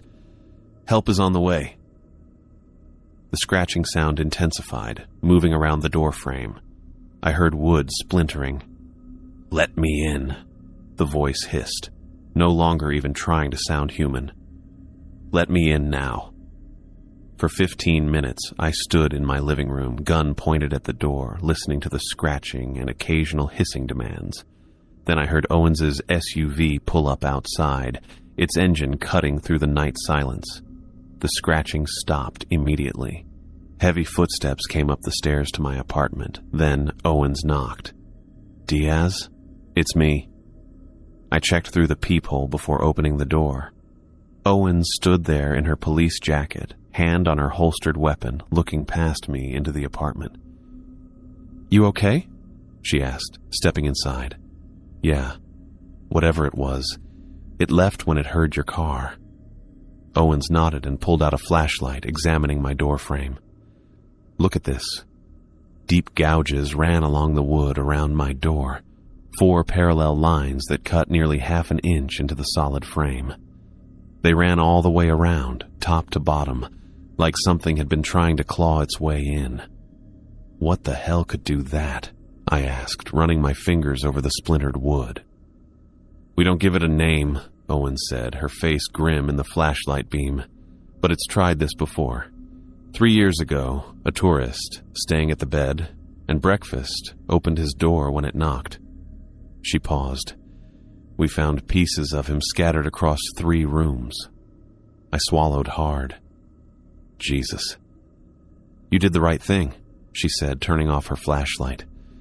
"That's why we have the rules." "But what is it? Some kind of animal?" Owens shook her head. "Animals don't knock on doors and ask to use your phone." She looked at the gouges again. "I'll have Lewis bring some boards tomorrow to fix this. For tonight, push your dresser in front of the door." After Owens left, I did exactly that, shoving my heavy dresser against the door. I sat on my bed for the rest of the night, gun in my lap, listening for any sound outside. Sleep wasn't an option. A month passed. The claw marks around my doorframe had been covered with new wood, but I knew what lay underneath. Every night when I locked my door, I ran my fingers over the fresh paint, remembering. I was working the night shift at the station, catching up on paperwork. The clock on the wall read 11:30, and I was the only one in the building. The heating system clicked and hummed, pushing warm air through the vents. I got up to make coffee, walking past the empty desks toward the small break room. As I passed Lewis's office, I heard something, a whisper, so faint I almost missed it. "Michael." I froze. The voice was unmistakable. My father's voice. My father who had died 5 years ago from a heart attack. "Michael, I need to talk to you." The whisper came from behind me now, near the front door. I turned, scanning the empty room, my hand moving to my holster. Rule 3. Don't acknowledge the whispers. I continued to the break room, my heart pounding. I poured water into the coffee maker with shaking hands, trying to focus on the simple task. "Son, please, I don't have much time." My father's voice again, closer now, right beside my ear. I gripped the edge of the counter, staring straight ahead at the coffee maker as it began to gurgle. "I know you can hear me, Michael." I grabbed my mug and walked back to my desk, pretending I hadn't heard a thing. The whispers followed me. "Why are you ignoring me?" This time it was my mother's voice, soft and hurt. "Michael, we miss you." I sat down, opened a file, and started typing, focusing on the screen in front of me. "You always were stubborn." My ex-wife's laugh, exactly as I remembered it. "Remember that weekend in Chicago? When we got caught in the rain?" I kept typing, though my fingers were trembling now. The whispers continued, moving around the room, sometimes close enough that I could feel cold breath on my neck, sometimes farther away near the windows or the front door. "Hey, Mike!" My college roommate's voice now. "Remember that time we broke into the swimming pool? Man, we were wasted." The voices cycled through people I knew, living and dead, each one perfectly mimicking their speech patterns, bringing up memories only they would know. For an hour, I sat at my desk, pretending to work while the whispers circled me like hungry sharks.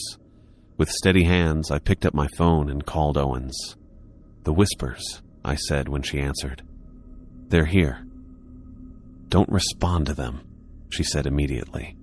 "Don't look toward them. Don't answer them. Don't even react." "I haven't," I said, keeping my voice level. "But they've been at it for an hour now, using voices of people I know. They'll give up eventually if you keep ignoring them. They feed on recognition. Acknowledgement makes them stronger." She paused. "I can come in if you need me to." "No," I said, watching as a shadow moved across the wall, even though nothing was there to cast it. "No, I can handle it." "You sure?" "Yeah." I kept my eyes on my computer screen. I'm learning the rules now. After I hung up, the whispers continued for another 20 minutes, growing more desperate, more personal. Then, as suddenly as they had started, they stopped. The station fell silent except for the hum of the heating system and the ticking of the wall clock. I sat back in my chair, exhaling slowly. 4 rules down, I thought. I was starting to understand why Lewis and Owens had survived so long in this town. The rules weren't superstitions or traditions. They were survival strategies. I looked at the darkness beyond the station windows, wondering what else waited out there, what other rules I'd need to learn. Whitmore was teaching me its secrets, one terrifying lesson at a time. I was on patrol when a black cat darted across the road in front of my cruiser. I hit the brakes, remembering Rule 5 on the card. Always feed a black cat crossing your path. After the faceless figure in the woods and the nighttime visitor at my door, I wasn't taking any chances with the rules. I pulled over to the shoulder, engine idling. The cat stopped at the edge of the pavement, turned, and sat down. It stared at me with yellow eyes that looked too knowing for a regular stray. "Okay then," I muttered. I reached for the lunch bag on my passenger seat. Inside was half a turkey sandwich I'd been saving for later. The cat watched me through the windshield, not moving. I stepped out of the car, the April air cool but nowhere near the bone-chilling cold of winter. The cat remained perfectly still as I approached, only its tail twitching slightly against the asphalt. "This is ridiculous," I said, even as I unwrapped the sandwich and placed it on the ground a few feet from the cat. "But I guess that's Whitmore for you." The cat approached the food cautiously, sniffed it, then began eating with delicate bites. I stood there feeling foolish, watching a stray eat my lunch while I remembered the other rules I'd already encountered. The laughter at the station, the faceless thing in the woods, the whispers, the knocks at midnight. When the cat finished, it looked up at me and blinked slowly. Then it turned and walked into the underbrush at the side of the road, disappearing from view. I got back in my car, shaking my head. "Hope that was worth my lunch," I said to no one. I continued my patrol, driving past the general store and the diner, checking in on the usual spots where locals gathered. It was quiet, as most April days were in Whitmore. The winter tourists had gone, and summer visitors hadn't arrived yet. 2 hours later, I got a call about a noise complaint behind the post office. Probably kids, the dispatcher said. I acknowledged and headed that way, parking in the small lot next to the building. The post office was a single-story structure with a loading dock in the back. I walked around to the rear, flashlight in hand, even though it was still daylight. The space behind the building was empty. No kids, no obvious source of noise. I was about to call it in as a false alarm when I noticed movement in the shadows near the dumpster. Something was there, partially hidden. "Police," I called. "Come on out where I can see you." The figure stepped forward, and I felt my hand instinctively move toward my holster. It looked like a woman, or something shaped like a woman. She wore what might have been a dress, but the fabric seemed to shift and change as she moved. Her skin was pale to the point of translucence, but what made me take a step back were her eyes. Pure white, glowing slightly, with no iris or pupil. Her mouth stretched too wide across her face, revealing far too many teeth. My throat went dry. I'd faced down armed suspects before, but nothing had prepared me for this. The woman, the thing, took another step toward me, head tilting at an unnatural angle. She sniffed the air like she was catching my scent. Her too wide mouth turned down in what looked like disappointment. Then, as I watched, she began to fade. Not walk away, not run, but literally fade, becoming transparent until she vanished completely. I stood frozen for several seconds, my heart pounding in my chest. When I was sure she was gone, I pulled out my phone with a shaking hand and called Owens. "I just saw something," I said when she answered. "Behind the post office. A woman, but not human. White eyes, too many teeth." She sniffed at me and then disappeared. "Did you feed the cat today?" Owens asked immediately. "Yeah, about 2 hours ago. It crossed my path on Main." I heard Owens exhale. "You're okay then. That's why she left you alone." "What was it?" "We don't have a name for her. She shows up every few months. Takes people who haven't fed the guardian." "The black cat is a guardian?" "Something like that," Owen said. "The cat marks you as protected. The white-eyed woman hunts those who aren't marked." I leaned against the wall of the post office, suddenly feeling the adrenaline crash. What would have happened if I hadn't fed it? "You wouldn't be calling me right now," Owen said simply. "Stay there. I'll come meet you." I waited by my car, scanning the shadows constantly until Owens pulled up 10 minutes later. She got out of her SUV looking completely calm, as if we were meeting for coffee instead of discussing supernatural predators. "You okay?" she asked, studying my face. "Yeah, shaken up but fine," she nodded. "First time seeing her is always rough, but you did good. You followed the rule." "How many more of these things are there?" I asked. "More than we've named," she said.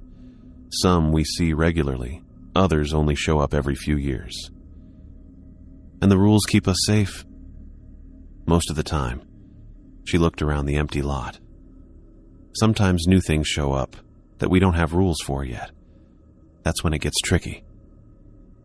We walked the area behind the post office, but found nothing unusual. No footprints, no sign that the white-eyed woman had ever been there. After filing a report that mentioned suspicious person left area before contact, we went back to our separate patrols. As April turned to May and then June, the days grew longer and warmer. Summer brought tourists to Whitmore, hikers, fishermen, and families looking to escape the heat of southern cities. It also brought more encounters with the strange things that lived in or around Whitmore.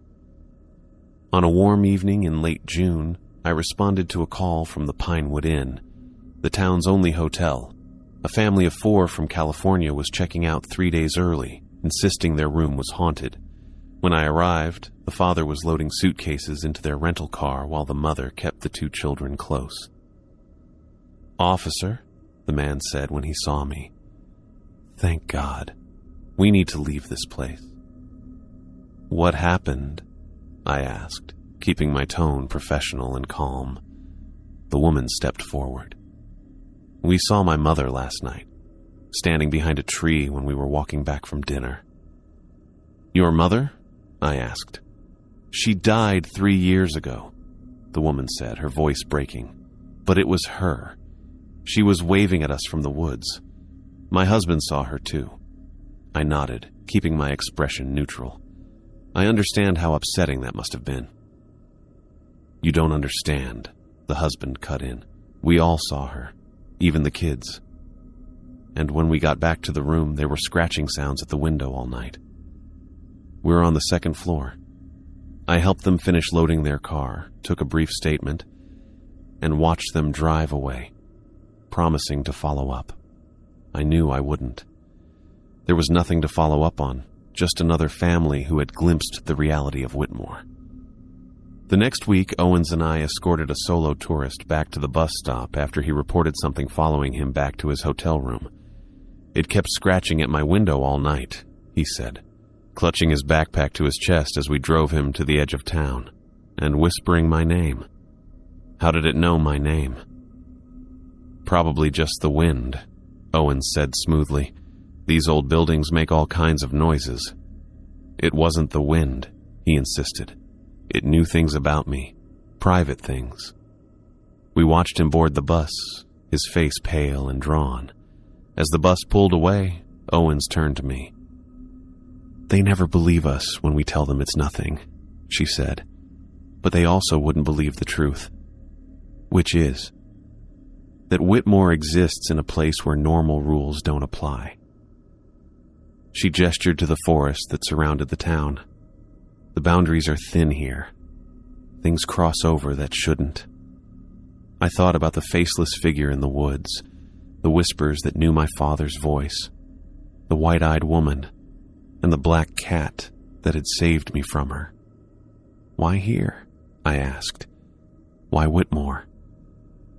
Owens shrugged. "Some places are just like that. Thin spots in the world. Most towns like this either get abandoned or the people adapt. Like with the rules." "Exactly. The rules keep us alive." She looked at me. "You're getting it now, aren't you? This isn't some small-town superstition."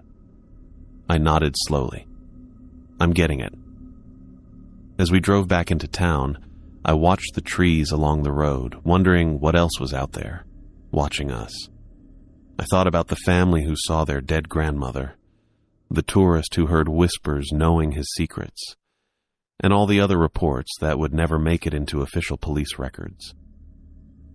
I was beginning to understand that Whitmore existed in a place where normal rules didn't apply, and that understanding, strange as it was, made me feel like I was finally starting to belong here. The patrol car's engine sputtered twice, then died with a sad little whine. I twisted the key again, but got nothing, not even a click. "Come on," I muttered, trying once more. The dashboard lights flickered weakly, then went dark. October had brought the first real blizzard of the season to Whitmore, and it was a monster. Snow whipped past the station windows in horizontal sheets, already piling up against the building's north side. The wind howled like something alive, rattling the glass in its frames. I pulled my phone from my pocket and called Lewis. No answer. I tried Owens next, but her phone went straight to voicemail. The storm must have been affecting cell service. With a sigh, I climbed out of the useless patrol car and trudged back through knee-deep snow to the station entrance. The metal door felt frozen solid as I yanked it open and stepped back inside. At least the power was still working. The fluorescent lights buzzed overhead, casting their familiar pale glow across the empty desks. I checked my watch. 10:30. The storm had picked up faster than anyone expected. The forecast had called for snow, but nothing like this whiteout that had descended on us with startling speed just after sunset. I hung my jacket on the hook by the door, brushing off clumps of snow. Looked like I'd be spending the night here.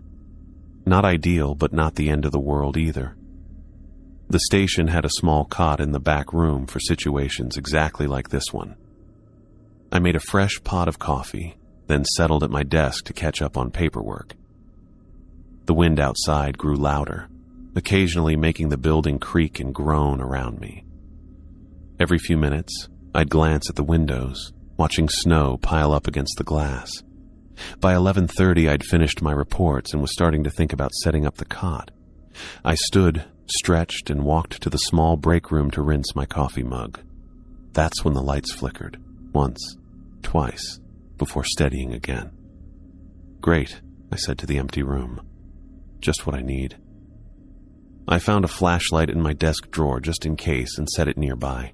Then I pulled the emergency blanket from the supply closet and headed toward the back room where the cot was stored. The wall clock ticked past midnight as I unfolded the cot. I had just laid the blanket down when I heard it. A high, childlike giggle that seemed to come from the main room. My blood turned to ice. The laughter. Rule 1. Leave the station immediately if you hear a child laughing after dark. I froze, hoping I'd imagined it. But then it came again. A bright, innocent sound that had no business being in an empty police station at midnight during a blizzard. My first instinct was to bolt for the door, but I remembered my dead patrol car and the howling storm outside. Even if I made it to my car, I'd be trapped in a metal box in sub-zero temperatures with no engine. And walking to town in this weather would be suicide. I was stuck. The laughter came again, louder this time, as if moving through the hallway toward me. I backed away from the door, my heart hammering in my chest. I needed a plan, and fast. The supply closet. It had a solid door with a lock. It wasn't ideal, but it was the most defensible space in the station. I grabbed my flashlight and phone, then moved as quietly as possible toward the closet at the far end of the hallway. The laughter seemed to follow me, bouncing off the walls, sometimes sounding like it was right behind me, other times like it was coming from another room entirely. I reached the supply closet, slipped inside, and pulled the door shut as quietly as possible. My shaking hands fumbled with the lock until I heard it click. The space was cramped, barely 6 feet by 4 feet, filled with shelves of office supplies, cleaning products, and extra uniforms. I wedged a metal folding chair under the doorknob for extra security, then sank down to the floor in the corner farthest from the door. My phone showed 1 bar of service. I dialed Owens. She answered on the 4th ring, her voice crackling through static. "Michael? Is that you?" "It's here," I whispered, trying to keep my voice steady. "The laughter. In the station. My car won't start, and I can't—" "Where are you right now?" Her voice was sharp, focused. "Supply closet. Locked myself in." "Good. Stay there." More static broke up her words. "Can't get to you. Storm's too bad. Roads are closed." "What do I do?" I asked, hating how my voice cracked. "Stay in the closet. Don't come out until daylight. Don't respond. Anything it says or does. It feeds on fear and attention." The call dropped. I tried redialing but couldn't get through. Outside the closet, the laughter had stopped. The sudden silence was almost worse. I sat perfectly still, straining to hear any sound. For several minutes, there was nothing but the distant howl of the wind and the creaking of the building.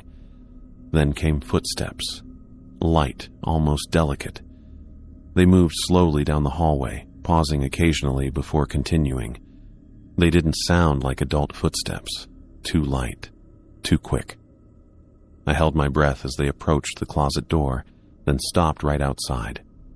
The doorknob rattled gently. I stared at it, watching as it turned slightly, testing the lock.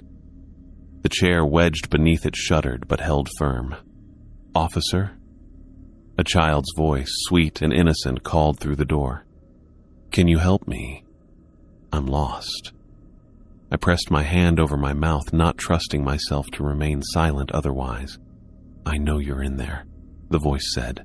Still childlike, but with something else underneath now. Something older, colder. It's not nice to hide from someone who needs help. The doorknob rattled more violently, and the chair legs scraped against the floor as something pushed against the door. I pressed my back hard against the wall, willing myself to become invisible. The pushing stopped. Silence fell again, stretching out for what felt like hours, but was probably only minutes according to my watch. Then giggling, right next to my ear, as if something was in the closet with me.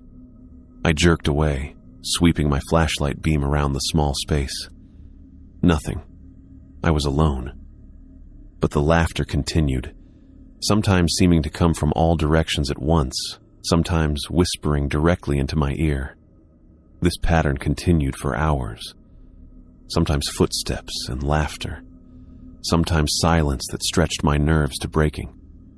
Sometimes whispers too quiet to make out, but that somehow felt worse than the laughter.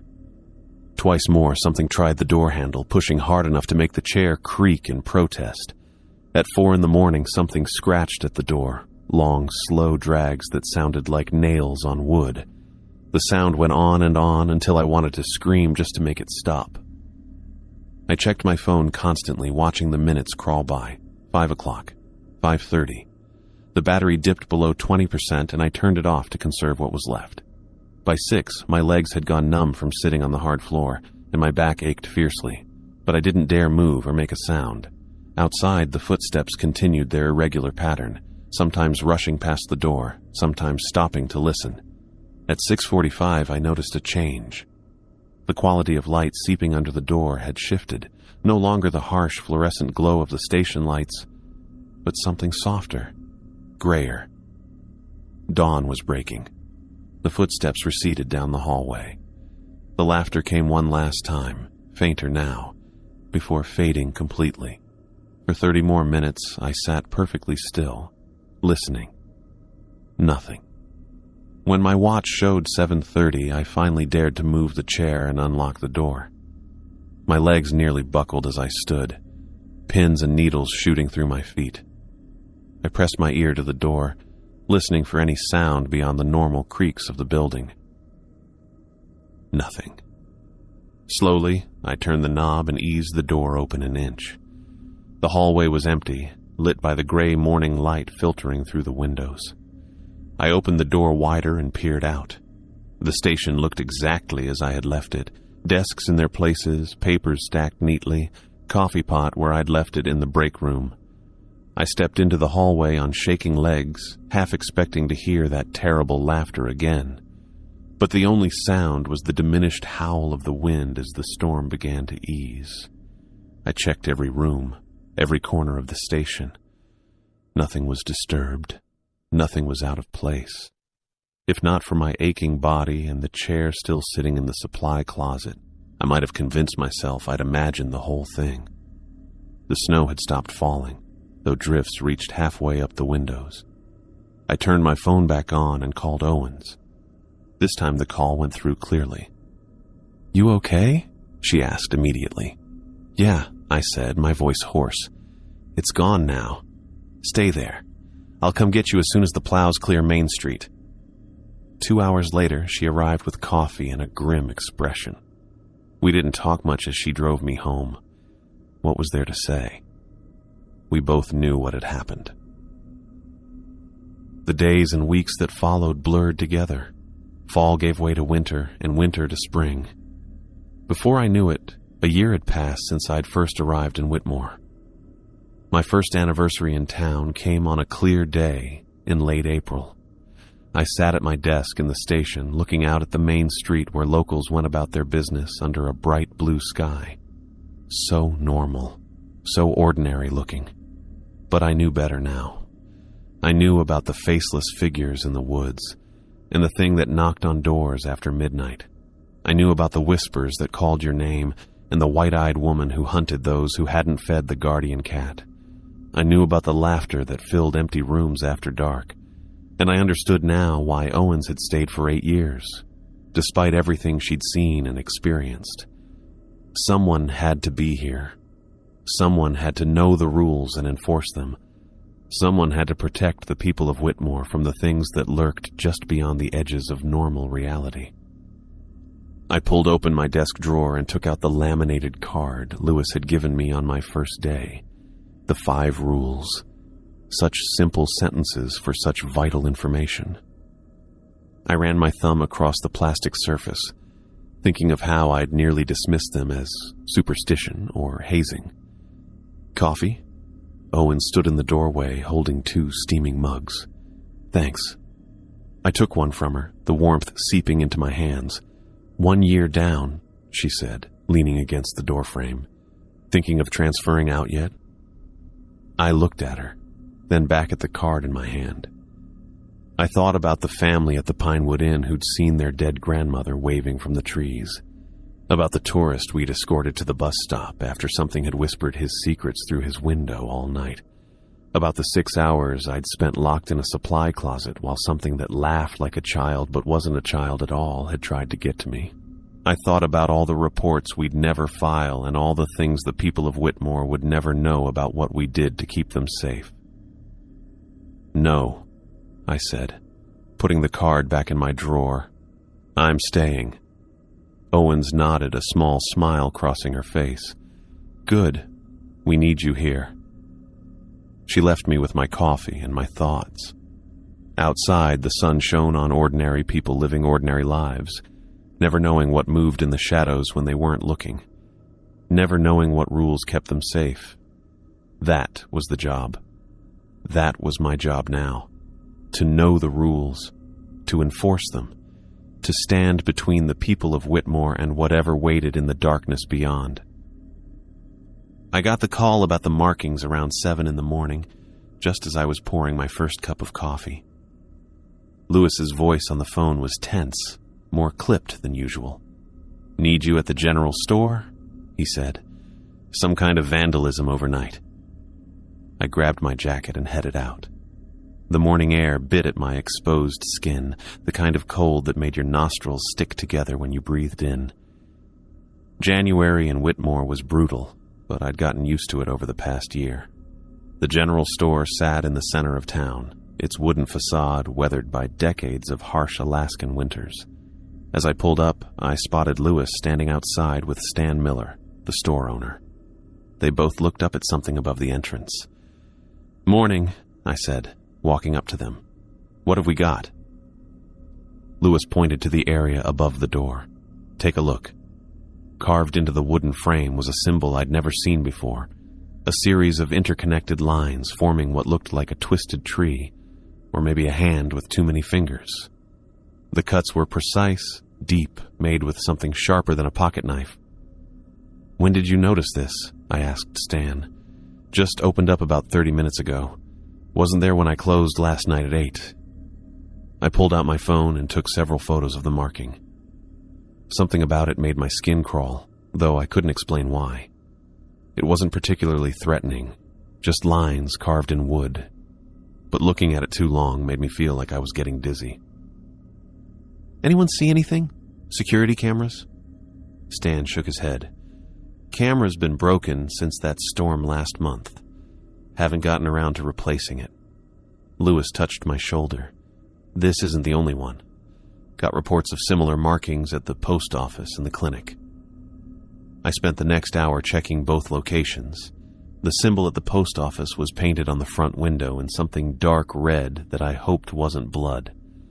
At the clinic, it was scratched into the metal door handle, the same twisted design, but smaller and more intricate. Dr. Kaplan, the town's only physician, stood in the clinic doorway with her arms crossed. "This isn't the first time," she said quietly. "Happened about 4 years ago, too." "What did you do then?" She looked at the symbol, then back at me. We cleaned them off, pretended they weren't there. By mid-morning, I'd documented 7 different locations with the same basic symbol, though each had slight variations. I was taking photos of one carved into a fence post when Owens pulled up in her SUV. She climbed out, her breath clouding in the cold air. "So you've seen them," she said, not really a question. "Yeah, what are they? Gang signs? Some kind of cult thing?" Owens walked over to examine the marking on the fence. "They show up every few years. Always the same pattern. Always overnight." She ran her gloved finger along the carved lines. "Last time was 4 years ago. Before that, 6 years back." "What do they mean?" "Nothing good." Owens looked up at the sky, gray and heavy with snow. "They usually show up before something happens in town." "What kind of something?" 4 years ago, we had 3 disappearances in 1 week. Hikers who went into the forest and never came out. 6 years before that, the temperature dropped so low the pipes froze in every building in town. Old man Jenkins was found frozen solid in his bed. I studied the symbol again, trying to make sense of it. "So they're what? A warning? More like an announcement." Owens pulled a small can of spray paint from her jacket pocket. "We need to remove them. All of them." "Shouldn't we keep them as evidence?" She shook her head. "You've taken pictures. That's enough." These need to go before nightfall. We spent the rest of the day tracking down and removing every marking we could find.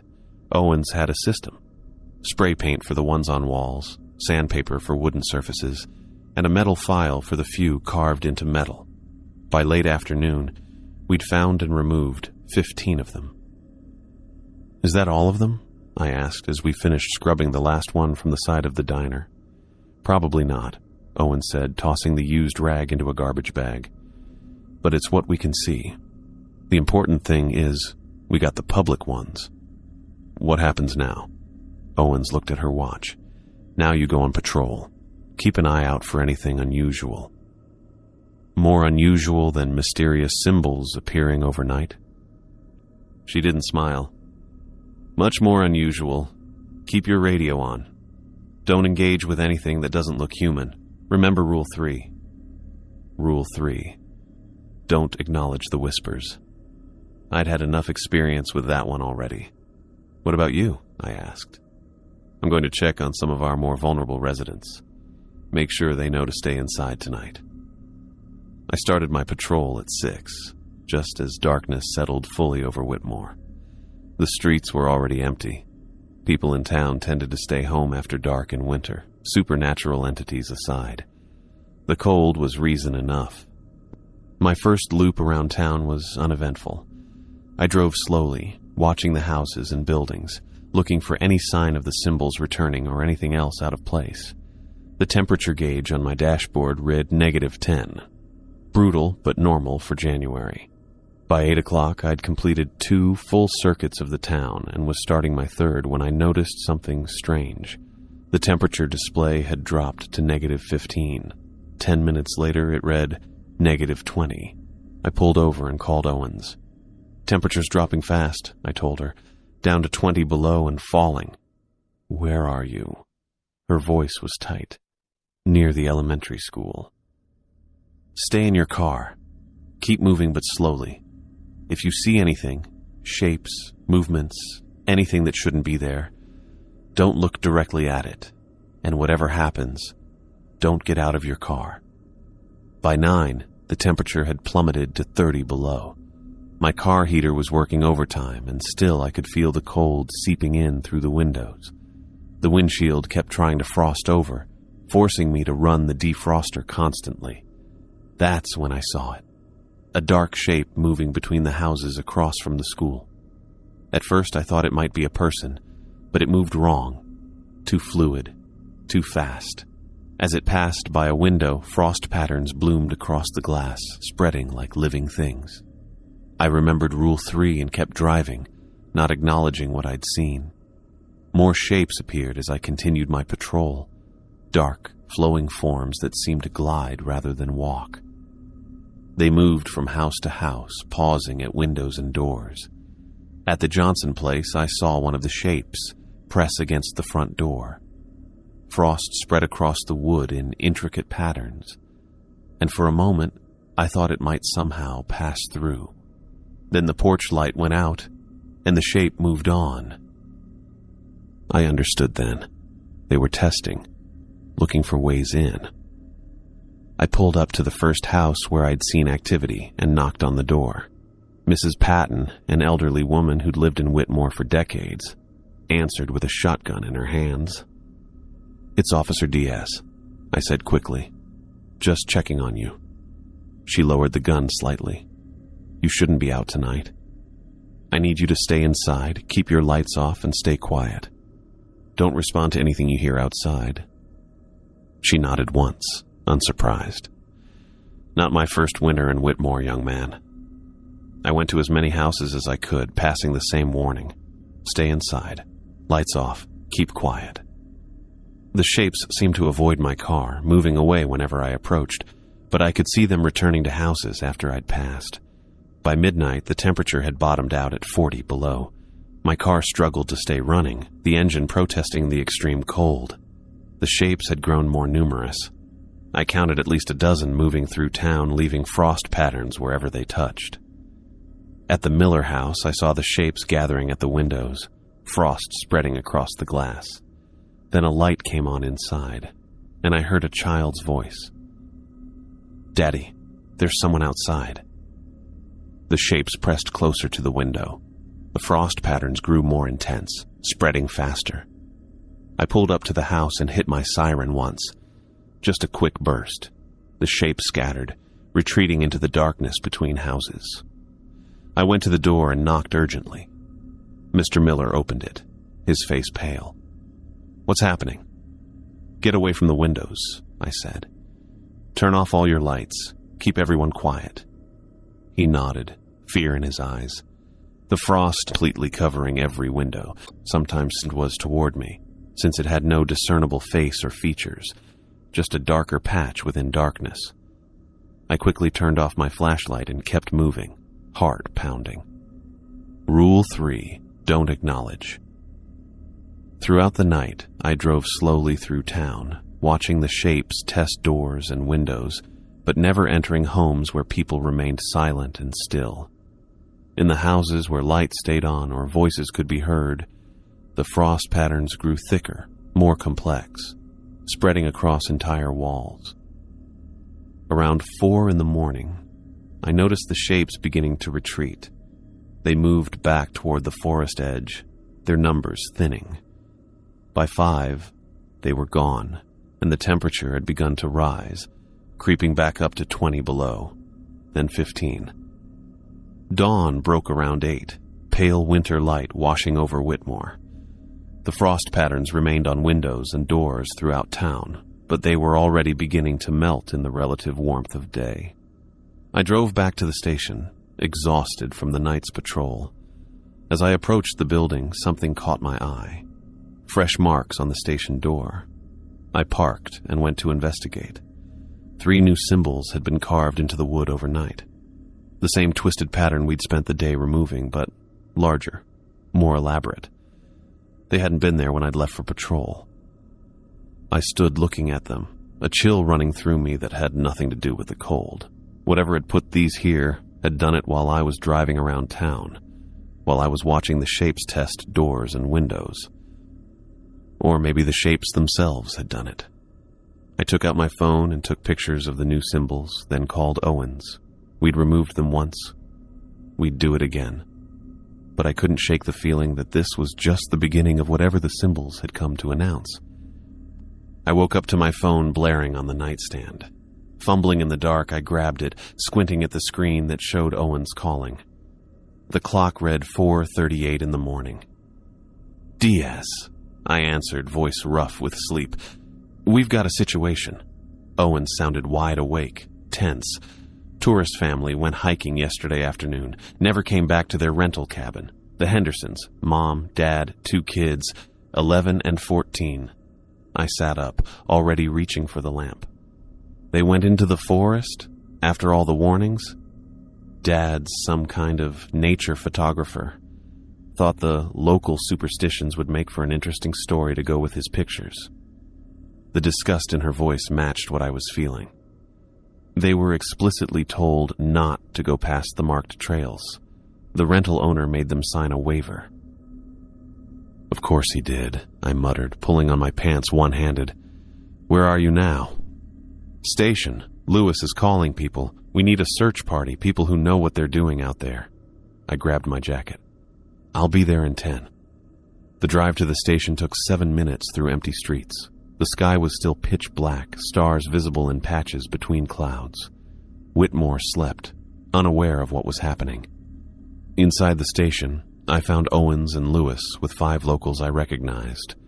Stan Miller from the general store, Dr. Kaplan, and 3 men who worked at the lumber mill.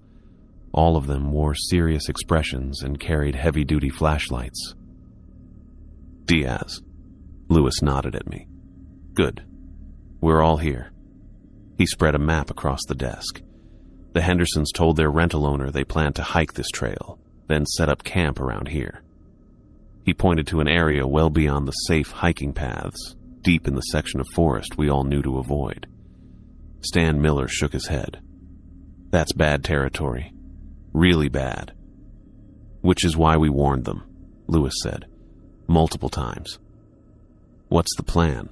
I asked, studying the map. Owens pointed to a spot near the forest edge. We start here, follow their likely path based on what the rental owner told us.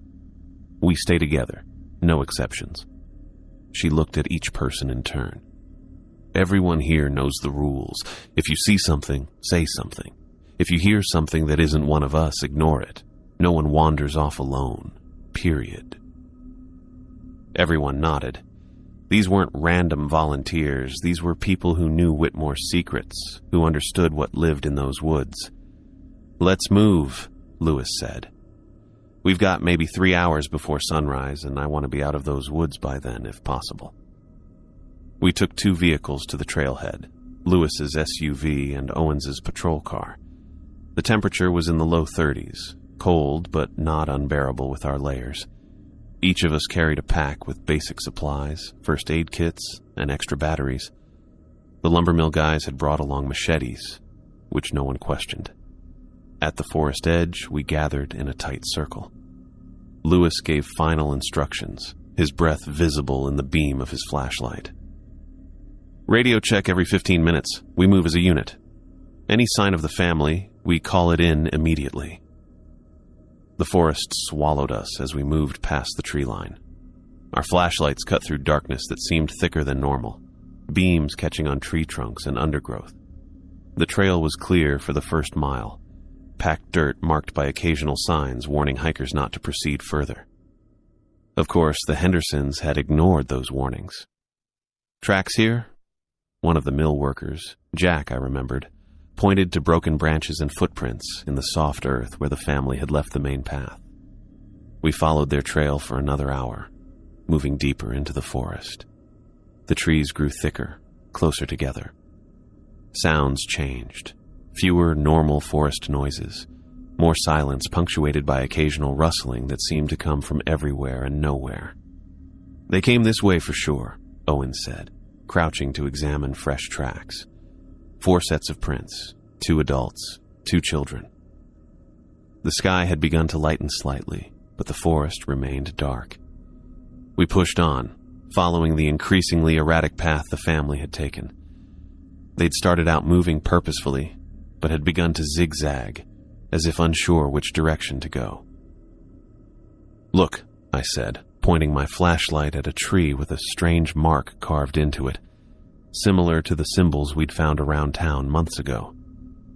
"This is fresh." "They didn't make that," Stan said quietly. "That was already here." We found 3 more trees marked with similar symbols as we continued. The family's tracks led straight past them, as if drawn forward by the markings. After another half-mile, I spotted something bright blue through the trees. "There," I pointed. "I think that's their tent." We approached cautiously. A small clearing held a campsite, a blue 4-person tent, a portable stove, backpacks scattered around. But something was wrong. The tent had been torn open from the inside.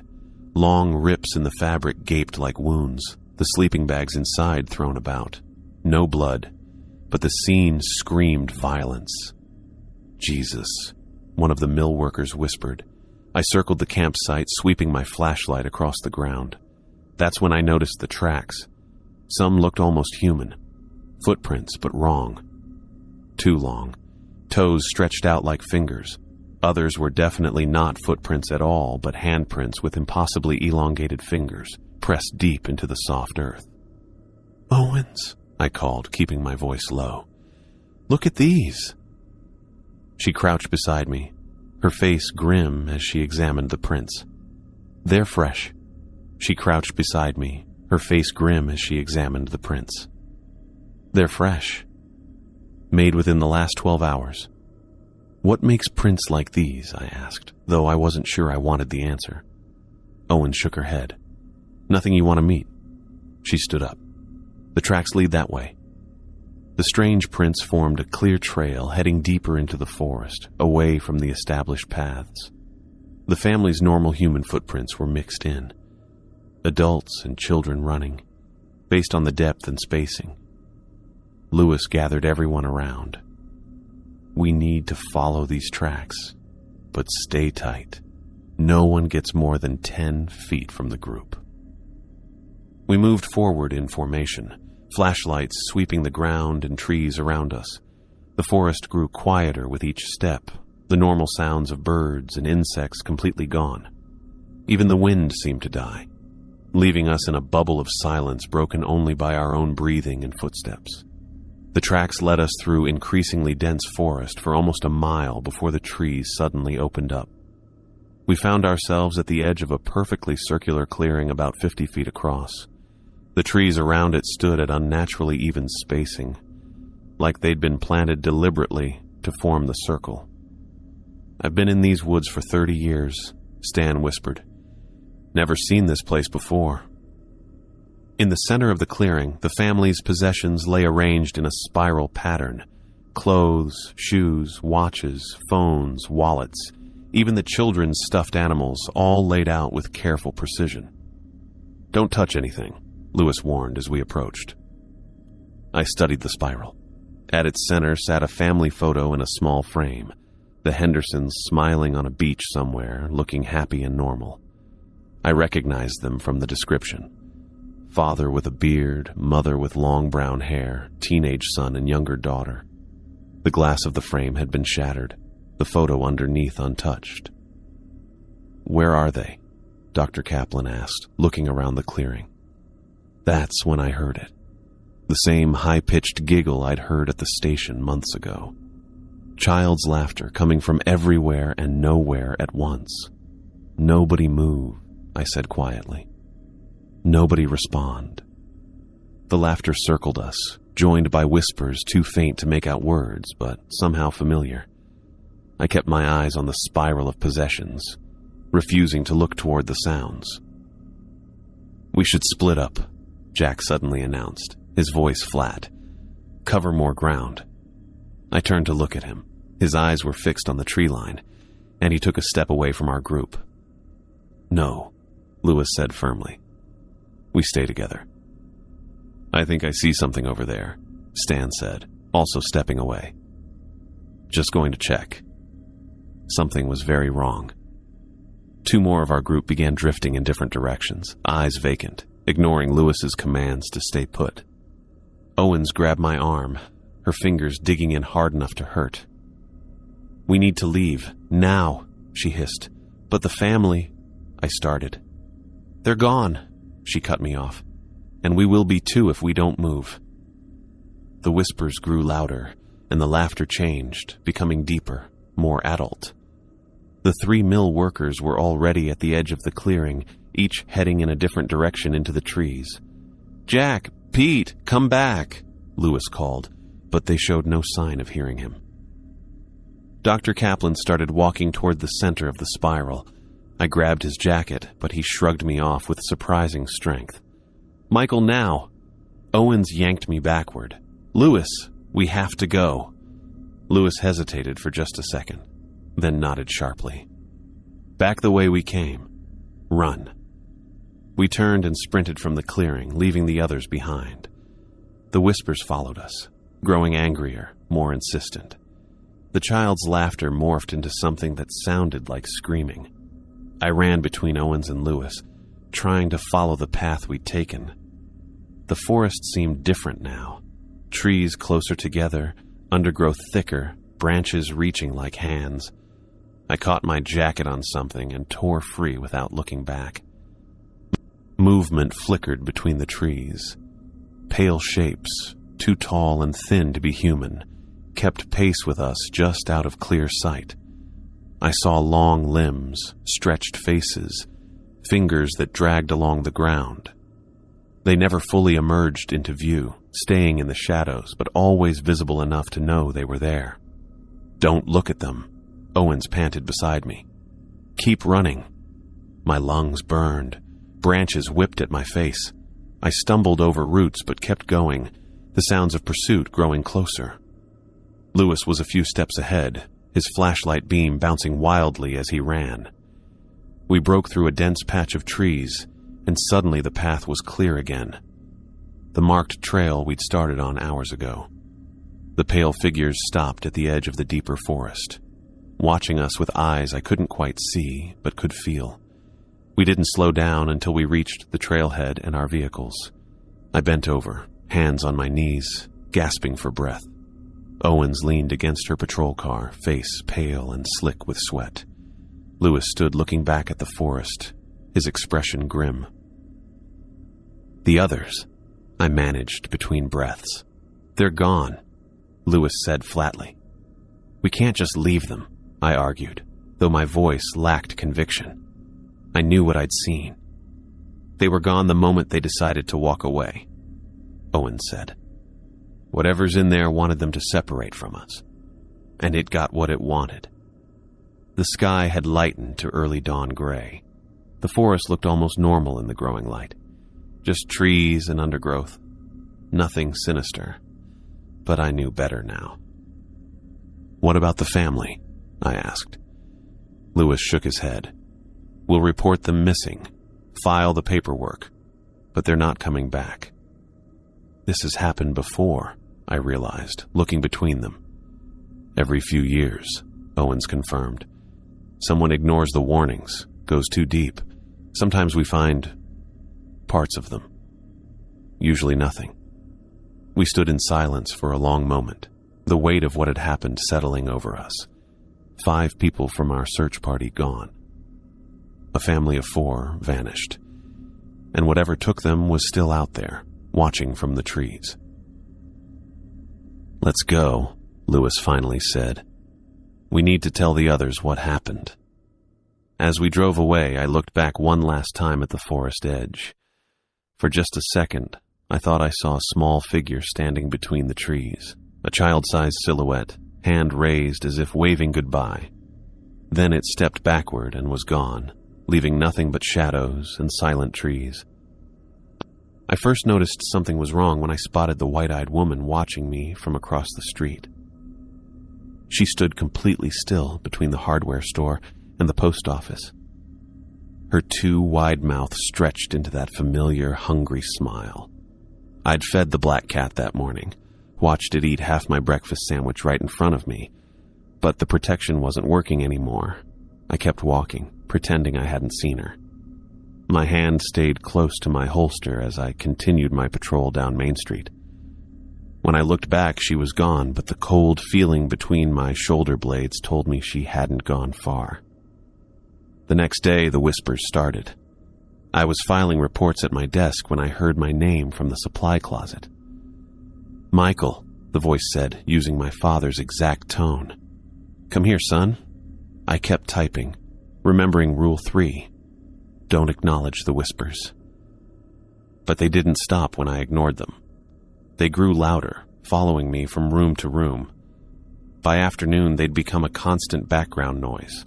My mother, my father, old friends, ex-girlfriends, all calling my name, telling me secrets, asking me questions. "It's not working," I told Owens when she came in for her shift. "I'm following the rules, but they're not stopping." She looked at me with those steady blue eyes that had seen more than I could imagine. "Lewis called. We need to meet him at the town hall. Now." "What's happening?" "The rules are changing." We took her SUV. Outside, the sky hung low and gray despite it being only 3 in the afternoon. As we drove, I noticed more of the white-eyed women standing on corners, watching our car pass. They didn't try to hide anymore. "You see them too?" I asked. Owens nodded. "They're getting bolder. It's starting." "What's starting?" She didn't answer, just drove faster through Whitmore's empty streets. The town hall was a 2-story wooden building that doubled as the community center. Inside, Chief Lewis waited with 6 elderly residents I recognized from around town. Mrs. Patton, who'd greeted me with a shotgun during the frost night. Stan Miller from the general store, Dr. Kaplan, 3 others whose names I couldn't remember but whose faces I knew. "Good, you're here," Lewis said, his weathered face more lined than usual. "Close the door."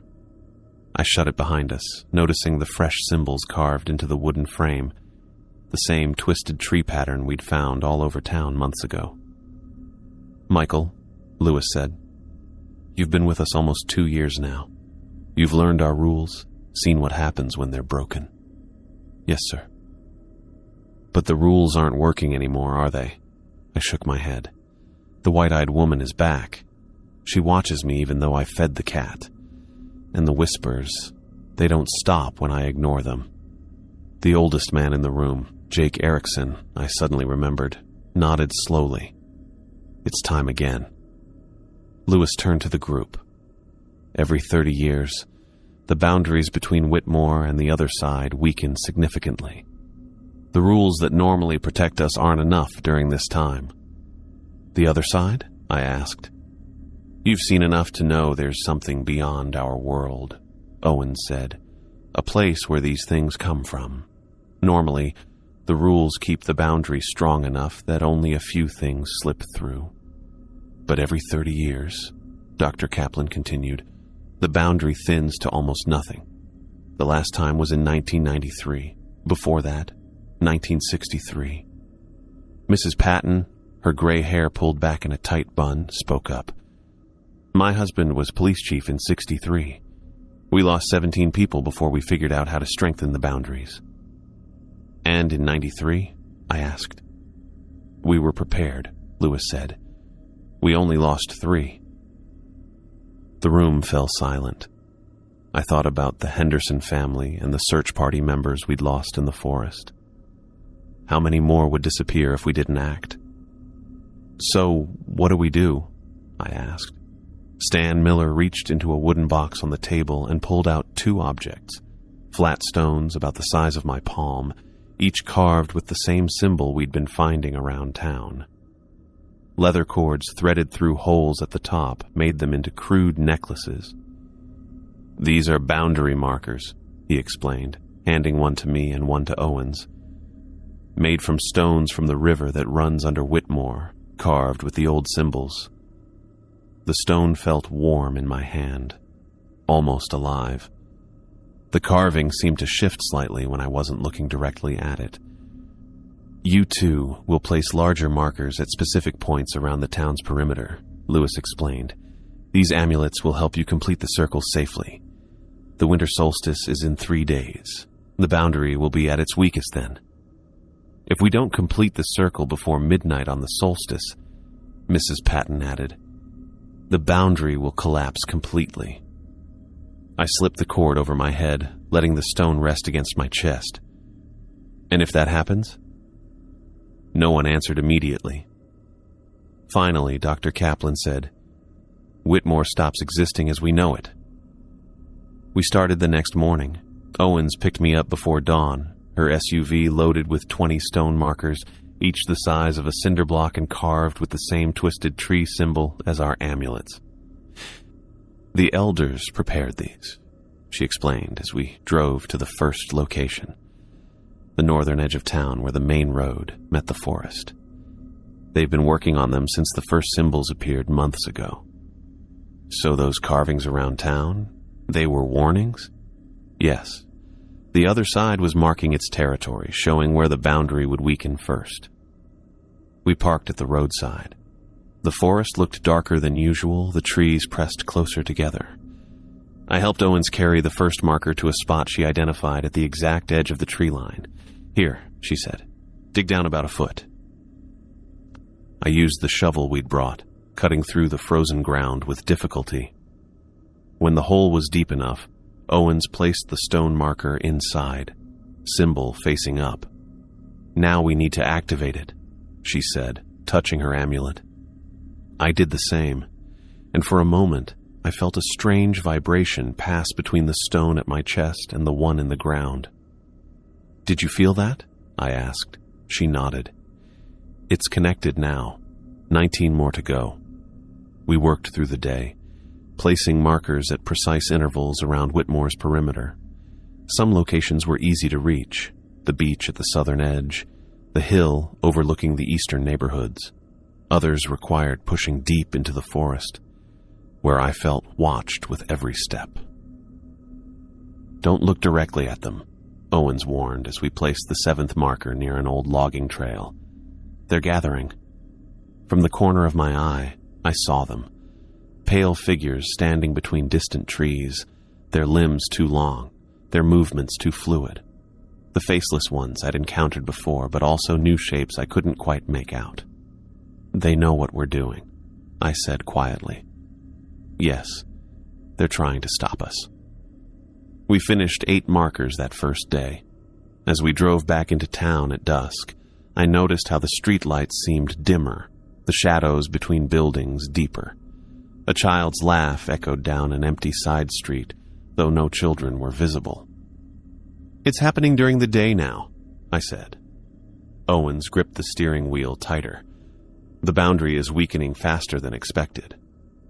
The second day was worse. We placed 6 more markers, but the resistance grew stronger. The whispers followed us everywhere, sometimes so loud they drowned out our actual conversations. Twice we had to change our planned locations when we found wide-eyed women standing exactly where we needed to place a marker. "They're learning," Owen said as we detoured around a particularly dense section of forest where multiple pale figures stood watching. "Adapting. In town, people stayed indoors. The few who ventured out moved quickly, eyes down, hurrying to their destinations." I spotted 3 black cats sitting in a row on the general store's porch, watching the street with unblinking yellow eyes. That night, something scratched at my apartment door for hours. I sat on my bed with my gun in my lap, the amulet clutched in my other hand, listening to the constant scraping and occasional whispers of my name. On the 3rd day, the winter solstice, we had 6 markers left to place. The sky never fully brightened, stuck in a perpetual gray twilight. As we drove to our first location of the day, I saw dark shapes moving between houses, leaving frost patterns on windows and doors.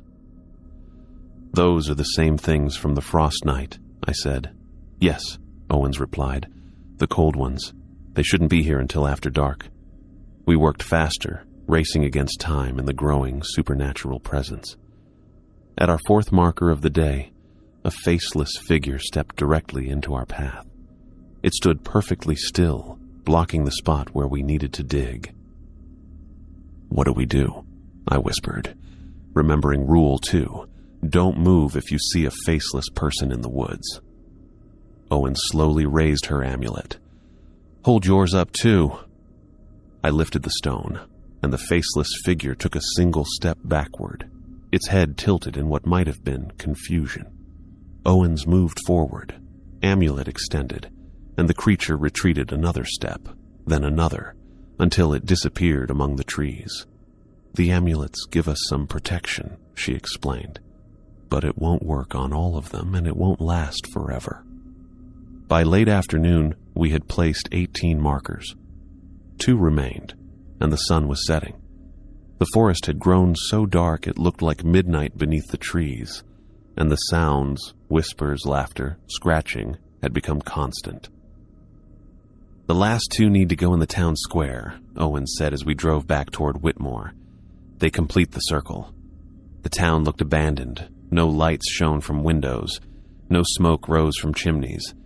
But I knew people were inside, hiding, waiting. As we parked at the edge of the square, I saw them. Dozens of entities gathered around the perimeter. White-eyed women standing perfectly still.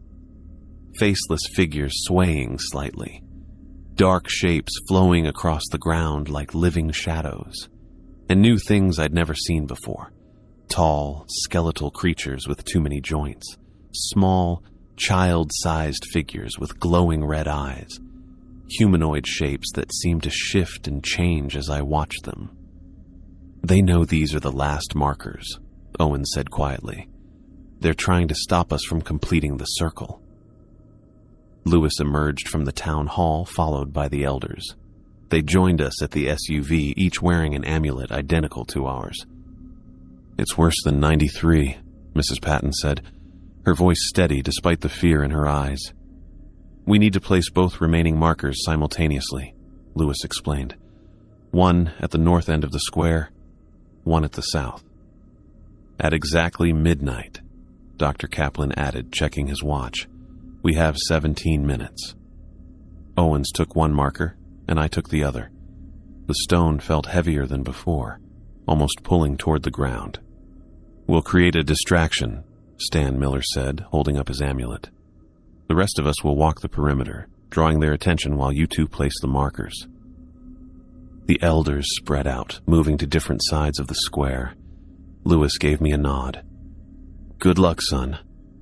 I watched the old man walk away, straight-backed and determined despite the gathering darkness.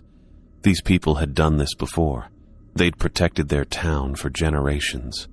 Now it was my turn. The elders began walking the square's edge, holding their amulets high. The entities turned toward them, some following, others shrinking back. The distraction was working. "Now," Owens whispered, "go." I ran across the square to the northern point, marker clutched against my chest. The laughter grew louder with every step, echoing from all directions. I reached the spot and dropped to my knees, digging frantically at the frozen ground. Across the square, I could see Owens doing the same at the southern point. Between us, the entities had noticed our movement. Several white-eyed women turned away from the elders, their two wide mouths opening as they started toward me. "Hurry!" Lewis shouted from somewhere to my right. I dug faster, breaking through the frost layer into the dirt below. The hole wasn't deep enough, but it would have to do. I placed the marker inside, symbol facing up, just as the first white-eyed woman reached the edge of my peripheral vision. "Don't look at her," I reminded myself, focusing on the marker. "Michael," she said, her voice a perfect imitation of Owen's. "Help me." I touched my amulet to the marker, feeling that now familiar vibration. Across the square, I saw Owens doing the same. "It's midnight," Dr. Kaplan called out. "Now!" I pressed the amulet harder against the marker, and suddenly a blue light sparked between them. The light shot outward, racing along invisible lines toward the other markers we'd placed around town. The white-eyed woman screamed, a sound no human throat could make, and backed away. All around the square, the entities retreated as blue light connected each marker, forming a glowing web that encircled Whitmore. The light rose upward, creating a dome-like barrier that pushed the darkness back. The whispers faded. The laughter stopped. The entities pressed against the barrier, testing it but couldn't break through. Their shapes became less distinct, fading like mist as the boundary strengthened. I stayed kneeling by the marker, watching as the blue light pulsed once, twice, 3 times, then settled into a steady, subtle glow. Across the square, Owens stood up, exhaustion evident in her posture but relief in her face. The elders gathered in the center of the square, their amulets still glowing faintly. Lewis helped me to my feet. "It worked," I said, hardly believing it. "Yes," he replied. "The boundary is reinforced. It will hold for another 30 years. I looked toward the forest edge, where the darkness had receded to its normal levels. The entities were gone, pushed back to whatever place they'd come from. But I knew they weren't gone forever. They were waiting, watching from the other side of a barrier that would eventually thin again. "So now the rules will work again?" I asked. Mrs. Patton nodded. "The rules will protect us, as they have for generations." I touched the amulet at my chest, feeling its warmth. "And these?" "Keep it," Lewis said. "You're a guardian of Whitmore now. You've earned it." As we walked back toward the police station, I felt the weight of what we'd done, what I'd become. I wasn't just an officer anymore. I was a protector of boundaries, a keeper of rules that separated our world from something much darker. The solstice had passed, the barrier held. But as I looked up at the night sky, now visible as the unnatural darkness retreated, I knew this was just one cycle in a much longer story. 30 years would pass, and Whitmore would need protection again, and I planned to be ready when that time came. I stood with Owens and the elders at the town square, watching the midnight sky darken to pitch black as the winter solstice reached its peak. The stone marker sat heavy in my hands, its carved symbol facing upward, waiting to complete the protective circle we'd spent days creating around Whitmore. "Almost time," Lewis said, checking his watch. 2 minutes to midnight. The air felt wrong, too thick, too cold, pressing against my skin like an actual weight. I looked toward the forest edge where the streetlights couldn't reach. Something moved there, flowing between houses like black smoke. "You see that?" I asked Owens, pointing toward the darkness. She nodded, her face tight. "It's starting. They know what we're doing." The darkness spread from the tree line, flowing like fog between buildings and across yards. Not just shadows, this was something physical that dimmed lights as it passed.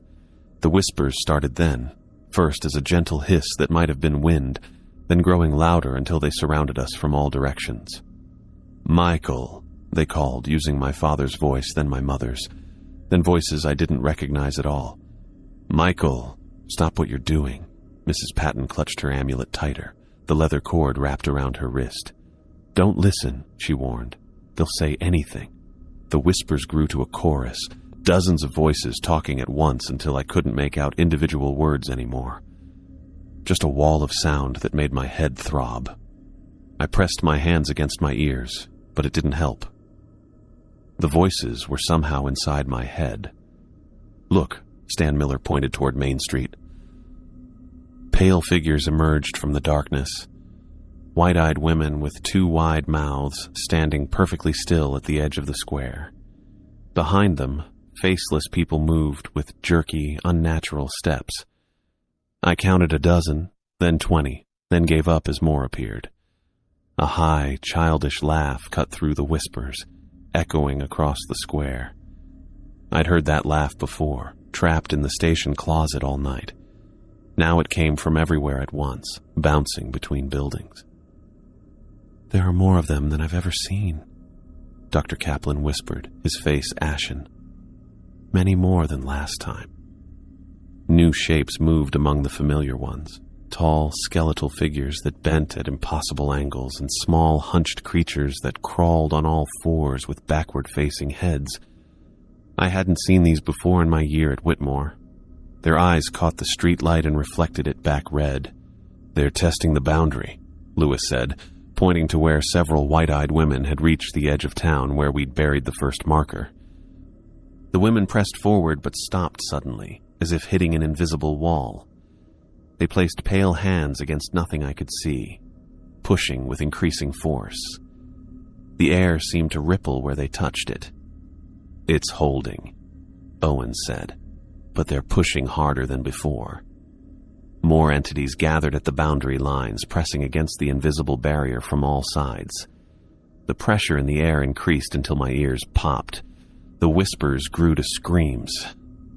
"It's time," Lewis announced, checking his watch. "Midnight exactly. Now." Owens nodded at me and we split up, running to opposite sides of the town square. I reached the north end, dropped to my knees, and placed the stone marker in the shallow hole we'd dug earlier.